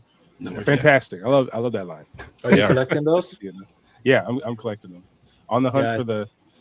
I'm trying to find where the Claw? Foot Clan at, man. They not. Oh, okay. My They target- just dropped my for target is- Holothon. Yeah, Yeah, right. But also, I don't. I'll be on Here's the- the on the thing, low, though. low, is low. You gotta hold it down. I don't. Do you pay aftermarket? Because I mean, contrary to what some people have recently said in the news, Target boycott's still on. Yeah. I don't Big know facts, if big facts. you. I don't know who Buddy is. Jamal Bryant, I don't know who you are, Buddy, but the black women told us we not going. You know what I'm saying? We ain't going now. So I'm trying to find somebody you're who kind of got in a rock and a hard who place got of, putting man, in do you this. really want those figures? Do you wait for them to Yeah. drop on the Nico website or get them secondhand? You know, I'm not. Hey, your mileage may vary, so I'm not judging. I'm not telling Yeah. you one way or the other, You but could it's just, kind of this weird. You could just There's stand a secret- outside there's and a third ask a strategy. lady to buy it for you. You know, like back in the day when you're like Like asking Oh, you're- somebody to buy you're your a better beer. man Yeah, than me. yeah. You're a better man than me because I was gonna say Mhm. this is what allegedly what people who might have been like me back in the day used to do. You would find like the local homeless man or whatever, Mm. and you'd be like, "Yo, big dog, go in there and shoplift something for me." Again, I wouldn't do this. Yeah, Yeah, of This is course you something that wouldn't. some Never. people would do. I've Never that. heard. Mhm. You know, Yeah. big dog, go get that for me, and I'll get you. You know what I'm saying? I'll slide you a I'll dub slide you. and, Yeah, and, yeah, and a yeah. 20 piece, you know, or whatever. Okay. Now- So supporting small businesses. You know? Not me. Small Yeah, you know what I'm saying? The Yeah. little guy, you know, Yeah. stimulate the He's the local little That economy. is the rather small than the business mega owner. You're like a stimulate the weird economy. version of Robin Hood. Yeah. Like, Yeah. Steal from Oh man. Yeah. steal from the megacorp, give to the homeless. You know what I'm saying? Yeah. Yep. And me. But then you Or- take Allegedly. it from the homeless, and then you. I mean, give those it. foot soldiers. I'm not saying anybody should do this because it's always an awful feeling when it does happen. But the folks that work there, they don't know a whole lot about the toys, so you know you cop the foot soldiers, and then maybe you return it with some Oh, other no. stuff in the Oh, box. no. Quit. I am not Listen, saying you should I do that. In fact, I'm okay, saying you shouldn't. I would do that. never advocate for anything illegal. Yeah, don't do it. I wouldn't You know either. what I'm No, never. I heard- We are law-abiding citizens. Yep. I think. No pirating, no stealing, none of this. None of this. None of this. No. So- But Never. the second wave of the 2012 has me Yeah. really intrigued, more than the Mhm. turtles themselves. Funny enough, Yeah, which one stands out to you? Slash or Slash, dude, he's I'm rocking massive. a Slash. he's massive. Yeah. Yeah, I like That's cool. chunky toys for Me sure. too. Mm. I like thick boys. I can't wait for that Slash Thick. for the Safubi from Mondo. Should be coming Yeah. out soon, right? Should be. Should be shipping soonish. But yeah, those are I have an option for a dream line that I would like to throw just out there. put I don't out know there, if- just manifest. just putting Here. it out there in the ether. I Okay. bet nobody remembers these shows, but they hit me in my feels first. Mummies Alive needs Definitely need a updated, Mummies Alive. Yep. updated figures, Mhm. and second, Captain Simeon and the Space Monkeys. Yeah, we talked about Wait, that a little what is bit. that? I think Talk we about talked about that on Do I know here. I this? know I brought it up on Geek Dad Live. Okay. But Those there's need some Asgard, updated I figures. forget. Yeah, we definitely need because they never finished the original line. No. I okay. always look at that too. Does that ever come across your radar, Nico, as far as like lines that never were completed or made inspire you to make those toys or those lines for yourself? Ooh. Lines that never. You know, what was it? There was a series that had like a toy line, but it was one of those where it's like, oh, toys didn't do well, cancel the series. What was it? It was the Secret Saturdays, I believe. Was it the Secret Saturdays? Oh, was it the Weekenders? Or sorry, I might be misremembering. Okay, Nah, let me Google something the like Secret that. Yeah, Saturdays. yeah. Let me Hit see. the. Okay. It might be Yeah. Secret Saturdays, maybe Secret Sundays. It's one of the days. You know what I'm saying? One of those days. Secret Saturdays. Okay, all right. Now this is cool. This looks good. All right, it is the Secret Saturdays. Hold on, let me pull it up Okay, and yeah. see if this is what you're talking about. Not Is true. it this? Yes. Okay. Yes. All Yeah, right. they're like a Dope. crazy, like Johnny Quest esque Ooh. adventure family. Wow, that's a Scroll great down, pull. scroll down. Let's see that. Yeah, Yeah, hold on. I'm Hey, I like looking. this. So there we go. yeah. This That is does in kind that of vein Johnny of Quest. like. It feels a little bit Yeah. like so I was gonna say it feels a little bit like Ben 10. Feels a little bit like what's Oh, the there's Danny them Phantom? toys right Danny there. Phantom a little bit. Okay, Oh so yeah, these Danny are the Phantom. toys. Hmm. Didn't do too hot, but no, that's Yeah, I love this series, and then okay. that was like one of the first ones where it's, hey man, this show that you love, it's done, it's over, done. Man. I'm never gonna see it that again. hurts. That Yeah, hurts. yeah. We That's when I learned pain for real. You know, so you grew up in a time. You grew up in the time of the internet, like when I was a kid, and something just got canceled. It was like there was no Twitter, there wasn't any even Right. YouTube or nothing like that. It was just oh like, yeah, hey, what they keep on playing the reruns for? Like, when are we getting a new season, new episodes? Like, Ooh, vehicle. You got like this Zeppelin. Hey, man. Yeah, growing up with the internet, crazy thing. Okay, that's I'm so crazy old. thing to grow up I'm with. just putting my age out there. I'm old. Yeah. So here's no, what but I'm gonna I'm ask. saying like it's a Okay, crazy yeah. thing that I had growing up Mhm. because you would see like you'd see your the Cartoon Network website and stuff where you get your Flash games, and there'd be I forums do where remember people would be that. talking about the cartoons, Mhm. and then you go on the like Star Wars forums, and then people would like they'd be like, "Yo, go jump off a bridge. You love the prequels or whatever." I'd be like, "Yeah, I'm like 8." Yo, You know what I'm saying? I'm Like, 8. relax, bud. They're like, "Nah, trash." You know what I'm Nico, saying? And so, have you ever heard the sound of dial-up? this I have. Okay, all right, Oh, okay. all right. Yeah, all right. it's a very early memory because we did not have like up to date stuff for a minute. Sure. Yeah. So, but yeah, growing up with the internet was definitely it gave me a thick, it gave me mad thick skin because I was like, Yeah. yo, I just want to like things. I'm a kid who likes things. They're like, nah, bro, pack it up. We don't want you here. I was like, all Nah, right, God, that was man, that is rough. That is. cool. It's It's like like the you can like Star movie. Wars. You can't like this. You can't like this. Yeah. Like, man, but How you like dare what you you? like. Yeah. Yeah. It's like the movie Yeah. Wreck-It Ralph breaks the internet when he goes and he starts reading the comments. Oh, yeah, And the they're comments. like, "Oh no, don't go to the Ooh, comments." Yeah, you never go to the comments. Yeah. Yeah. So Yeah. that's probably a big reason of why I like champion the stuff that I love growing up so much because it was not a fandom friendly environment, I guess. So now I'm Okay. putting on for it. Now that I have Those agency, AOL like CDs. money. That's funny. Now that you got money.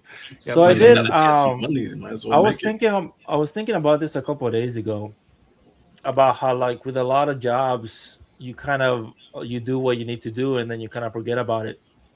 But a lot of creatives, uh, like ourselves, we kind of live and breathe this stuff, and a lot of the times the stuff we try to develop goes into the communities that we're a part of, right? So I feel like you do have to develop a thicker skin knowing that the stuff that you worked hard on, hopefully people are excited by it, but if they're not, you're going to be in the circles and people are going to talk things about what you're doing. Yeah. So it's like I was thinking about that because I haven't had many things hit in that way, at least not yet, but it is going to be interesting. And I've had some stuff, some good feedback on projects and stuff, and I've had some videos and reviews. But it is an interesting thing to do where you're working on things and then you're living in the space where those things are going to live. Yeah. I don't know if you guys have any thoughts on that.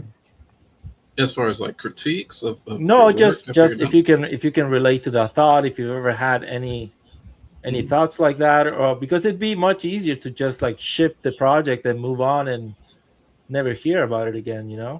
But yeah. No, you're right. Like you do live these projects. Like if you care about your craft, obviously you're given 100% into something that's not going to be in your house anymore. You know what I'm saying? You're working on it. Like if you're painting, I used to paint prototypes all the time on top of the sculpting for companies. So it was like a double whammy of this stuff. So it's like sculpting, then 3D printing, cleaning the parts, then primer, paint it, get it ready, drive all the way over there to Burbank, drop it off. Okay, see you later. Wait till the con, and then there it is, and it's like, oh wow, like nobody knows the secret story behind the scenes until we have like shows like this or you're interviewed about it to be like, man, I put so much into this. And then when you see like maybe a toy tuber go like, ah, this sucks. Right, Screwed up, man. These Ninja Turtles blow, bro. Right. Like, it was like, you have no idea. Yeah. So I try not to take it too personal. It's my life, obviously, but also, yeah, I'll take some of the creative criticisms. And luckily, I'm booked and blessed. I could work on making my next project better, hopefully. So follow up to that, Brandon. Have you ever sculpted something that like the sculpt was A1 and then I don't know, something at the factory just kind of falls apart and you want to fight them? And if that has happened, Fight me, bro. Fight them. like no. So I am curious because I mean you've worked for various companies. You don't need to put anybody on Front Street, but just has anything ever come back so tore up from the floor up that like you really wanted to fight somebody in the manufacturing process because they just didn't capture the sculpt that you really put together?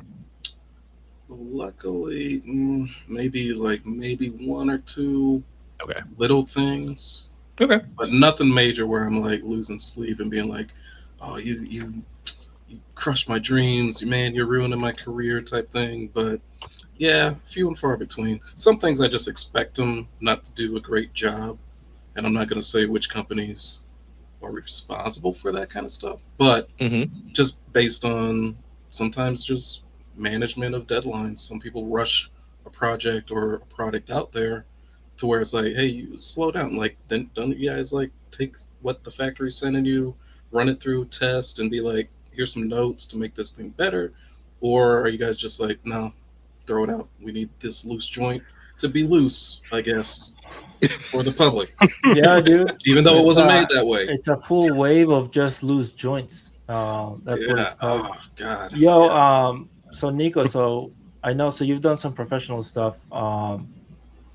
What is the what is like the day to day look for a painter? So do you get a prototype from the company? Do you print it yourself? And once you kind of have the paint master, do you just ship it and are you done with it, or are you involved afterwards, like with factory stuff, or how does that work?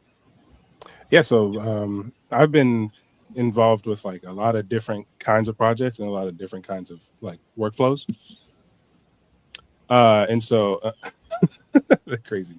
Uh, yeah, so I've like with like Brutal Realm, right? Like it'll be like a Kickstarter or something. In that case, they said, "Here's the files. You're gonna print it. You're gonna assemble it. You're gonna paint it, Oh wow. and then like basically hand deliver it to us." And that was like that was a real learning experience because it really was me like breaking down the whole hog or whatever, you know. So there's that, and then after that, it was kind of just here's the here's the product, and then here's kind of the color breakdowns, and then they're handling all the factory stuff. Whereas there's more like I guess like professional like big company projects where sometimes they'll say here is the here's the figure printed, like here's a printed prototype, you're just going to paint it and then deliver it to us. Or sometimes like when I'm working with the studio, they'll say here's the files to the studio, they're going to print it in-house and they're going to give it to you and then you'll paint it. So like there's a lot of different kind of ways in which I'll get to it. But yeah, it's always got paint. It's always got paint. I'm always painting. Sometimes I do the printing, sometimes I do the assembly, but usually it's a mix of all types of different stuff. Preference, what do you prefer? Like, do you prefer the factory sample where it's like you don't have to really think about putting it together, or do you like putting together the puzzle? I guess I like when I have like my thing is kind of I like the ability to print it myself because then I kind of know the quality of the resin, because when you're getting like a prototype sent to you or handed to you to paint, a lot of times it's like the cheapest resin possible or whatever. Oh yeah. Oh yeah. And and so it's just a matter of like I can paint this beautifully, and then it gets in the mail and it's like it just explodes. I don't know what happens, like Yep. FedEx That's decides rough. to spike the box right before delivery, and then they're like, "Yo, you gave us a box full of glass. Like, what happened?" Yeah. So I like being able to print it myself because I have like really quality resins that like can withstand a lot of torment. Yeah, the tough resins are really good for that. Yeah. That's what they be doing. Exactly. That's what they be doing with the 3D printed Just pieces. rough. Quip has Yeah. that happened to Quip a little bit ago, huh? It did. But all is well now. All is well. All is well. Oh, man. Yeah, it's interesting, dude. It's interesting. I love hearing people's stories about how they broke into the industry. Everyone has a different path, but the relatability of just the grind, just like it's a little bit of being a yes man when it comes to like opportunities. You just kind of like I may not know all the parts about this project, but I'm gonna figure it out. As long as Yeah. you know enough, right? But just, I mean, just listening. Before I met Brandon, I heard his story on like podcasts and stuff. Even Alex Brewer, he talked about his coming up, doing like Instagram, X-Men, and all kinds of stuff, and working for different companies. So it's really interesting to hear just whether it's younger people like yourself or people kind of like around the age bracket that we're in. Just everyone has that constant grind and the love of it, because that's what you have to have. Like a paycheck is nice, but the hours, especially if you have like things that you have to, families, wives, other jobs like myself, right? I'm full time something else, but I also pick up things. Yeah, it's really cool to be able to break things down in like little interviews like this and things like that. But yeah, thank you for sharing, dude. I inspiring. appreciate it for sure. It's inspiring too, because I think one thing I wish when my old ass was a young buck, I wish that there was, platforms where people Right. that looked like me were talking about what they were doing, and getting to see like their pages and seeing what they're passionate about, like building a dream line for Boondocks, and like, this stuff was crazy for anybody, right?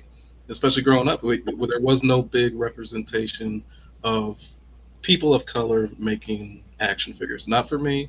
I grew up in a small town. Maybe on the West Coast, maybe it was different. I don't know.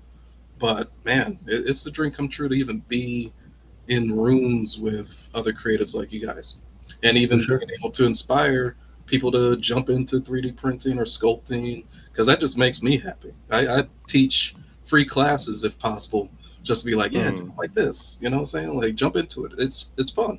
You always have those eureka moments where it's like, this idea was here and now it's in the palm of my hands. So I love that. Absolutely. Yeah, it was. I don't know if Nico has seen it, but you have that prototype you painted behind you. Oh, oh yeah, I I got don't know some if you Which want to. I don't prototype? want to some just. painted. It's like a little painted works like this one. Let's see. Also similar, Oh yeah, Oh that dude. yeah.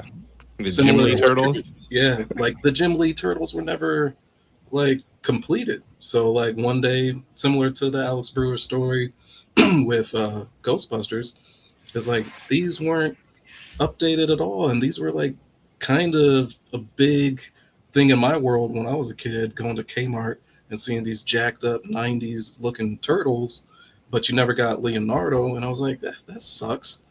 Wait, I make toys. I'll just make this. Yeah. So like updating the articulation and painting it all myself, and just making these fun things for not just me, but also like the little kid who wanted these figures.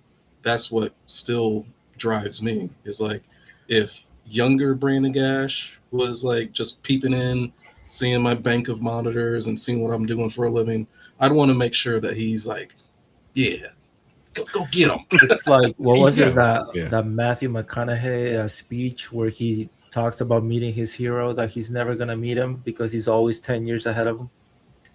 No, Oh, I don't remember that. see. Okay. I remember that one. Yeah. I don't jack my own ego off like that. But Well, I mean, you it's know, just, yeah, no. but you have. I just you want have, the little kid version of me to be like, oh, that's dope. Like, man, that's awesome. I'm glad that we do this. Yeah. No, and I Yeah. think we're all better for it, Brandon. We're all better for it.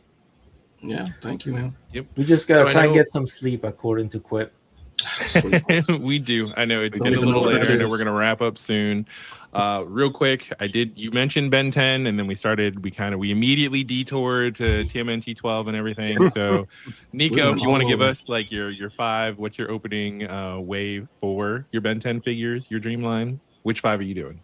Oh yeah. Okay. So Heat Blast, Okay. Diamond Head. All right. Hold on. Let me pull some of these up. Let me pull these up because Yeah, we're yeah. old. Heat Blast, so- Diamond Head, Heat Stinkfly. Blast. I like Stinkfly. He's a Nice. gross little bug man, but I really like Stinkfly. Okay. And then you got to get like actual Kid Ben, Okay. and then ooh, All right. So here we go. So we got Heat Blast. Is this a mix Yeah, of it's like just good fun. guys and bad guys? Yeah, Heat Blast, and then you said who else did you say? Diamond Head. Diamond Head. Yeah. I remember that dude. He's Mhm. that's a good one. Mm. You're getting some good color, some good See, different scales Yeah, too. Jada would do some good business. Jada would kill I it. mean, if they did he's this. fit. You could make that guy translucent a little bit. You could Right. make him into some Mhm. gummy You could. I mean, situation. you got some Yeah. fun concepts. Yeah, Yeah. Jolly Rancher. You know what I mean? Yes. Yeah. Have them scented. That'll work. All Scent. right. Give me who's the other little weirdo that you said the You know, gross one? make some resin. Stinkfly. Fly. Oh, yeah. You're getting some good unique Silhouettes. sculpts. Okay. Yeah. All right.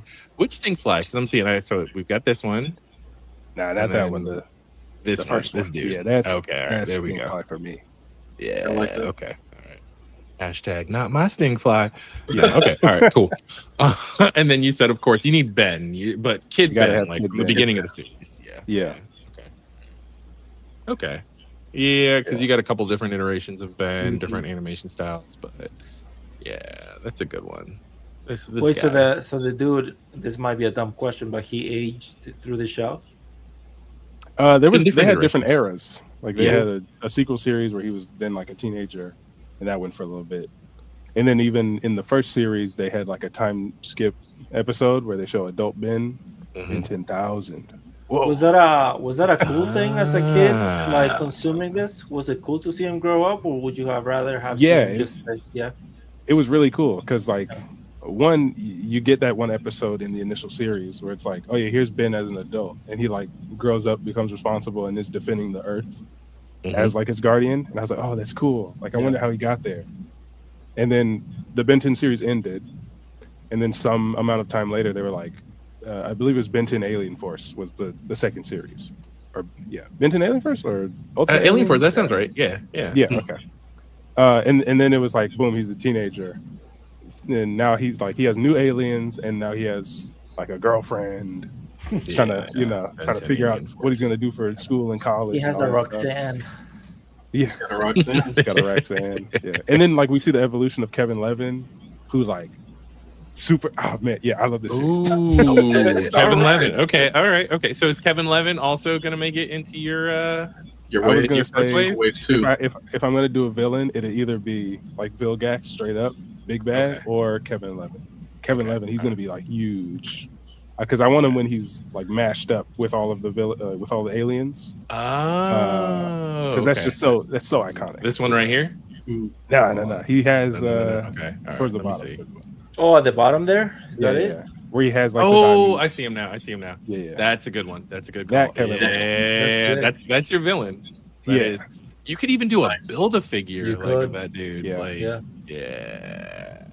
It's, Okay. there we So, go. who do we got to talk to at Jada Toys to make this happen? Ooh.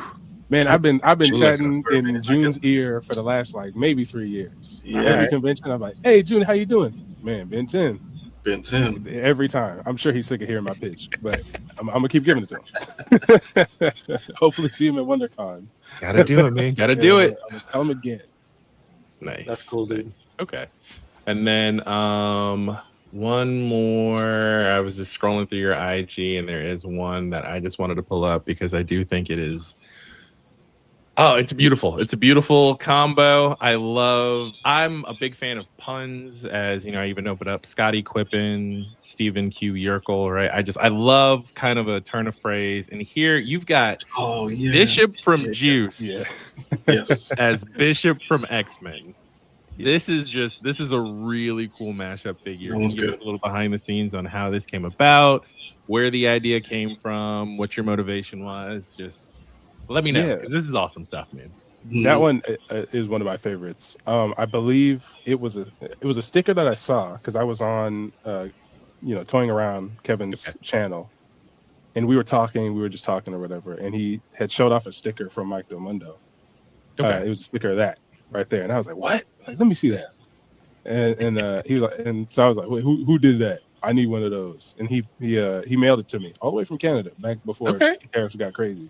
Solid dude. Shout out to Kev. Yeah. Shouts out to Kev. Much love, Kev. And so I had got the Mezco figure in, and I was just like, now is the time. And I put that together.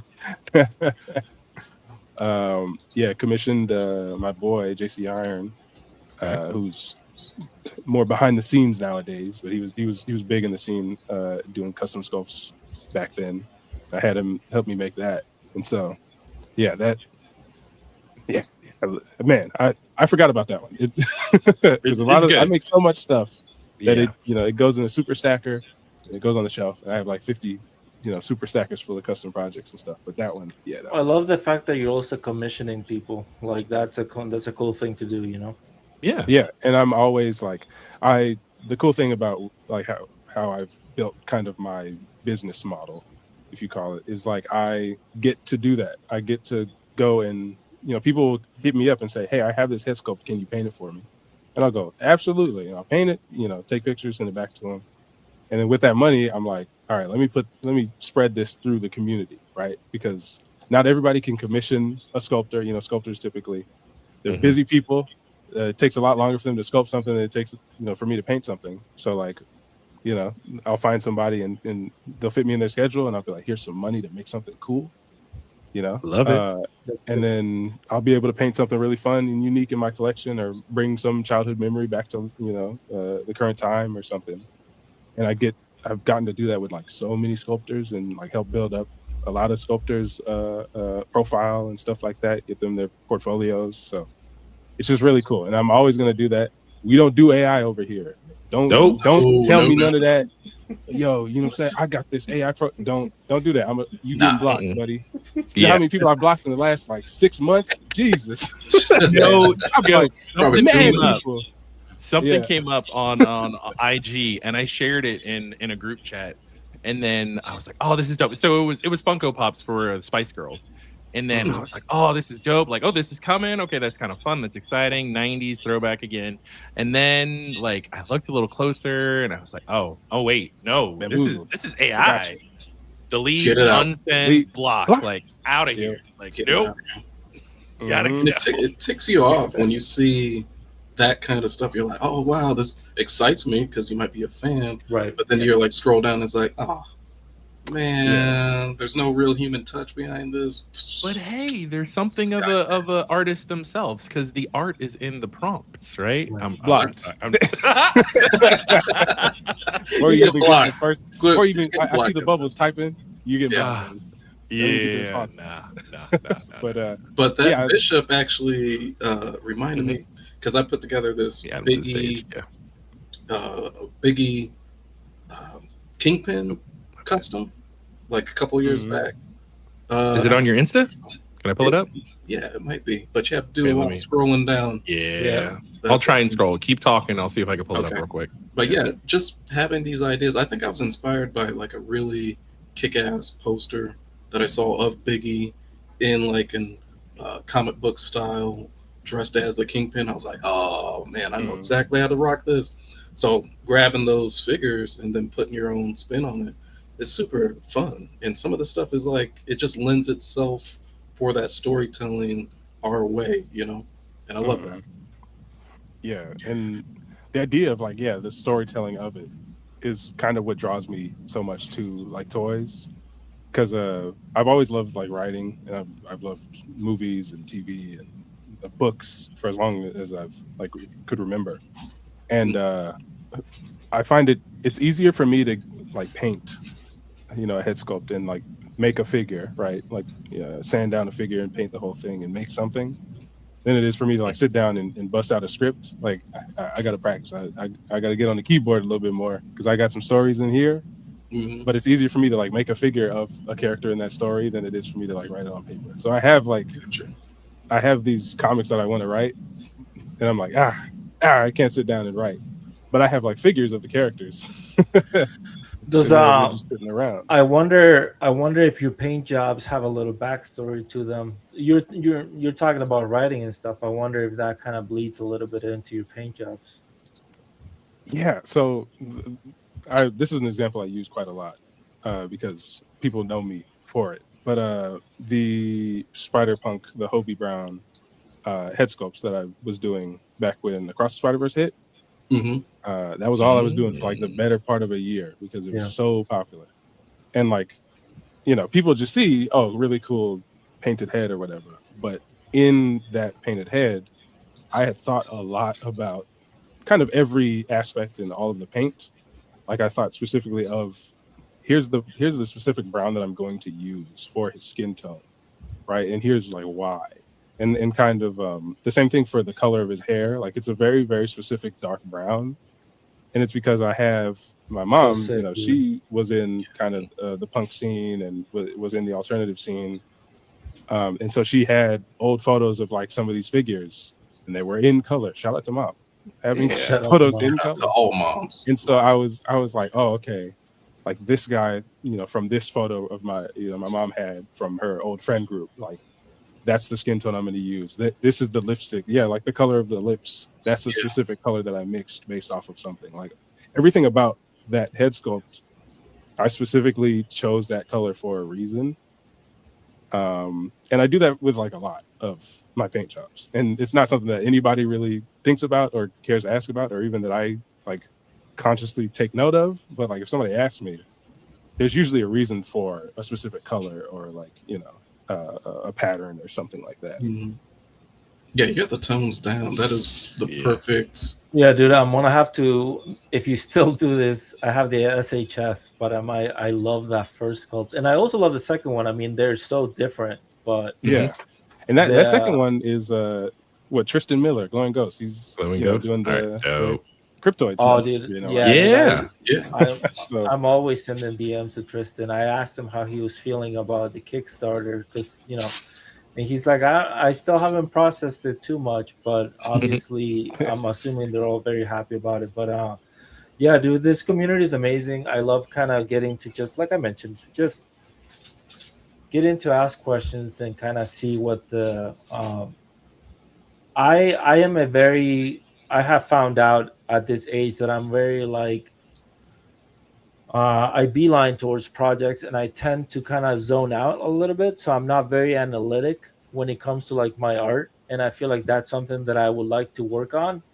So having you kind of talk about what your mindset is and the choices that you make, whether it's conscious or subconscious, is actually a really cool thing because I don't know if Brendan, but like when you sculpt, you're literally making 1,000 choices a minute, right? Like just rotating, pushing, moving, going in, pushing out, that kind of stuff. But all of it is like second nature. It's just like muscle. So it's cool to kind of go behind the psychology of the artist, that kind of thing. But Yep. And then you showed this that was what Brandon was talking about making. Yeah, about that head sculpt for the Kingpin. Yeah, that's so sick. Everybody turn their heads. Right. Yeah. Was that before the Super 7 or after, or in the middle? It was after, because I was like, even when I was working on the Super 7 one, it's not as cartoony as the one that I printed for Kingpin. Okay. So when I went back on this sculpt, I was like, I know where I kind of want to push some features and make this different from the realistic one that got produced for Super 7, and then pop this on that Marvel Legends Kingpin. Did you ever paint it? Cool. I didn't, because I ran it. Oh, this might be a Nico job, dude. This might be a Nico joint, bro. Because I literally just put it together, and then I got busy working on maybe the Cat Slayer or something like that. So just a small project. Yeah, you may have heard of it. I don't even remember. You know, some small stuff. But no, sometimes that happens, man. Where I'll have like sculpts that I say are on the back burner, and I really do like a lot. Like we'll talk about it here, or I'll tell you guys like, oh, I've had this for a while, like the Black Dynamite stuff. And it's just because like if I'm in my free time, I'm making the stuff that is like where I want to see it. Like I want to see this out in the real world someday. I just don't have all the time in the world to just bang out my own projects, because people you don't have skeletons in your closet. You have sculpts in your closet. Sculpts in my closet, straight up. That's it. Well, I know this has been fun. Yeah. Before we go, this is BLERD Alert. We do like to bring awareness to what BLERDs bring to the space. It's what this whole episode has been about with Nico and all the awesome stuff he's doing. But I would be remiss if I did not call out the fact that in March, it is International Women's History Month. So I want to shout out a BLERD that has contributed to the comic space, none other than Miss Jackie Orms, who was born Zelda Marvin Jackson. She was a pioneering figure in the world of comics. She was the first African-American woman to have her own comic strip, Torchy Brown, in Dixie to Harlem, which debuted in 1937. That's right. BLERDs have been doing it since forever. Been in the game, contributing to it. So just wanted to shout her out. As far as a BLERD in history, her work was not only a source of entertainment, but it was also a platform for social commentary, addressing issues such as racial inequality and environmental concerns.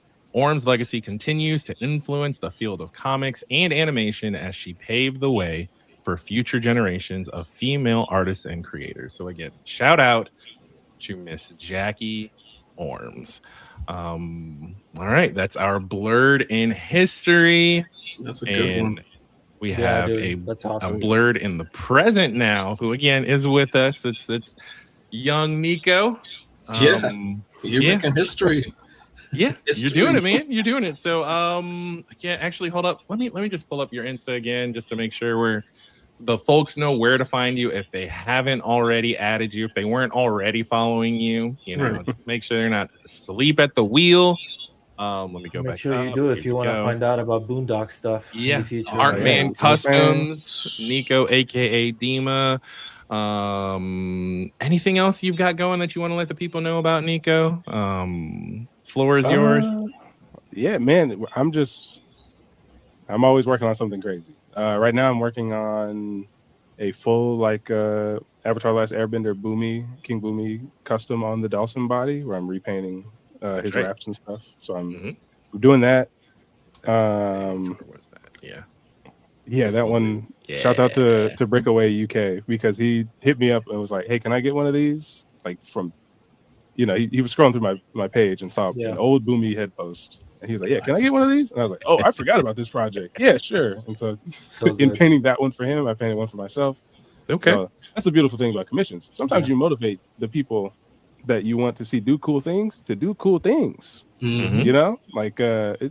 Who would have thought? What a concept. Commissioning artists is a beautiful thing. Continue to do it. Not just me, other amazing artists in the community. Yes, pay people for their art. Pay people for their art, because not only do they get to keep the lights on, they get to sometimes spread that love around, and some other artists in the community will be able to make something cool. So everybody benefits from artists creating art. You know what I'm saying? Yeah. Mm-hmm. So continue to feed into the machine that is human creativity, instead of the poop poisoning machine that is the AI industry. You know what I'm saying? Yeah. Preach it, brother. Bro, we got a word. That's a clip right there. That's a clip. Yeah. Clip that. Put that out there. That's it. So, do you regularly appear? I mean, you're going to be everywhere, all over ToyTube, man. I mean, folks are just picking you up, inviting you on the stream. We're definitely going to have you back. I mean, I will gladly come back. We got to do some Cartoon Network talk. Man, we got to have a bracket. We're gonna go through it. It's gonna be good. That'll be probably our longest podcast besides the other one. When we were ranked, literally, bro. Yeah. Those things go long. 3 hours almost. But we'll tighten it up. I'll run a tighter ship next time. That's on me. It's just fun talking shop. It's ramble for a reason. Come on. Yeah, that's true. Brandon, anything else anything you got that's coming up that you want the folks to keep an eye out for, that you're excited about sharing? Please be on the lookout for me and Nico to collaborate in the future on something, because I think it's gonna happen. Because I got some ideas. She's gonna be sliding in those DMs right now. Just pre-warned, bro. You're now being knighted. I'm gonna have to throw some skulls away. For sure. But besides that, give us a follow. Give me a follow, Brandon.Cash. Something should be dropping pretty soon. I don't know who or what, but something blue and great is coming your way. And tune into us on Mondays, 6:30 every day. All right. Dope. Seb, what do you got cooking? What's up? Let the people know. I'm working on some cool stuff. Can't really talk much about it, but I'm excited for it. So I'm just excited about meeting more people in real life. Hopefully coming soon. And dude, I love Mondays now, which is a hell of a thing to say. You know, Mondays were always just weak and boring, and I look forward to Mondays now because of you guys. So yeah, let's keep this going. Let's keep that community. Let's build that community. I know we have a good amount of people here that just, you know, the comments are always full of great conversations. I like to watch this. I don't really watch the episodes, but I like to go through the comment section so I can kind of see what the conversation was about. So yeah, I mean, you guys can see there my Instagram, Sebastian Gomez Toys. I haven't been that active, but just stick with me and cool stuff coming soon, hopefully. So yeah, thanks for tuning in. Yes, sir. Awesome. Thank you, Seb. And I have been Scotty Quippen. Follow me on IG at Scotty Quippen. You can see me Sunday evenings around 9ish on Geek Dad Life on YouTube, where we do Geek Dad Live with the homie Jay Gladfelter and with my best bud Gary. And we're usually live 9 o'clock Sundays, 9 o'clock Eastern time, 6 o'clock Western time. Geek Dad Life at YouTube. And then also with these fine gentlemen, Brandon Gash, Sebastian Gomez. Thank you again for joining us, Nico. This has been great. Mondays, 6:30 Pacific time and 9:30 Eastern time for Blurred Alert. You found us. Like, comment, subscribe. Thanks for hanging. I'm trying to think. What's a motivational quote we can end on? Hey, if you want to make the world a better place, take a look at yourself and then make the change. Right? A little bit of MJ for you. You all have a wonderful evening. Thanks again for hanging. Thanks again, Nico at Artman Customs on IG. Give him a follow. Check out all the cool stuff he's got going. And if you've got some great ideas, pay the man. Commission them. With that being said, y'all take care of yourselves and each other. Get some rest. Drink some water. Stay hydrated.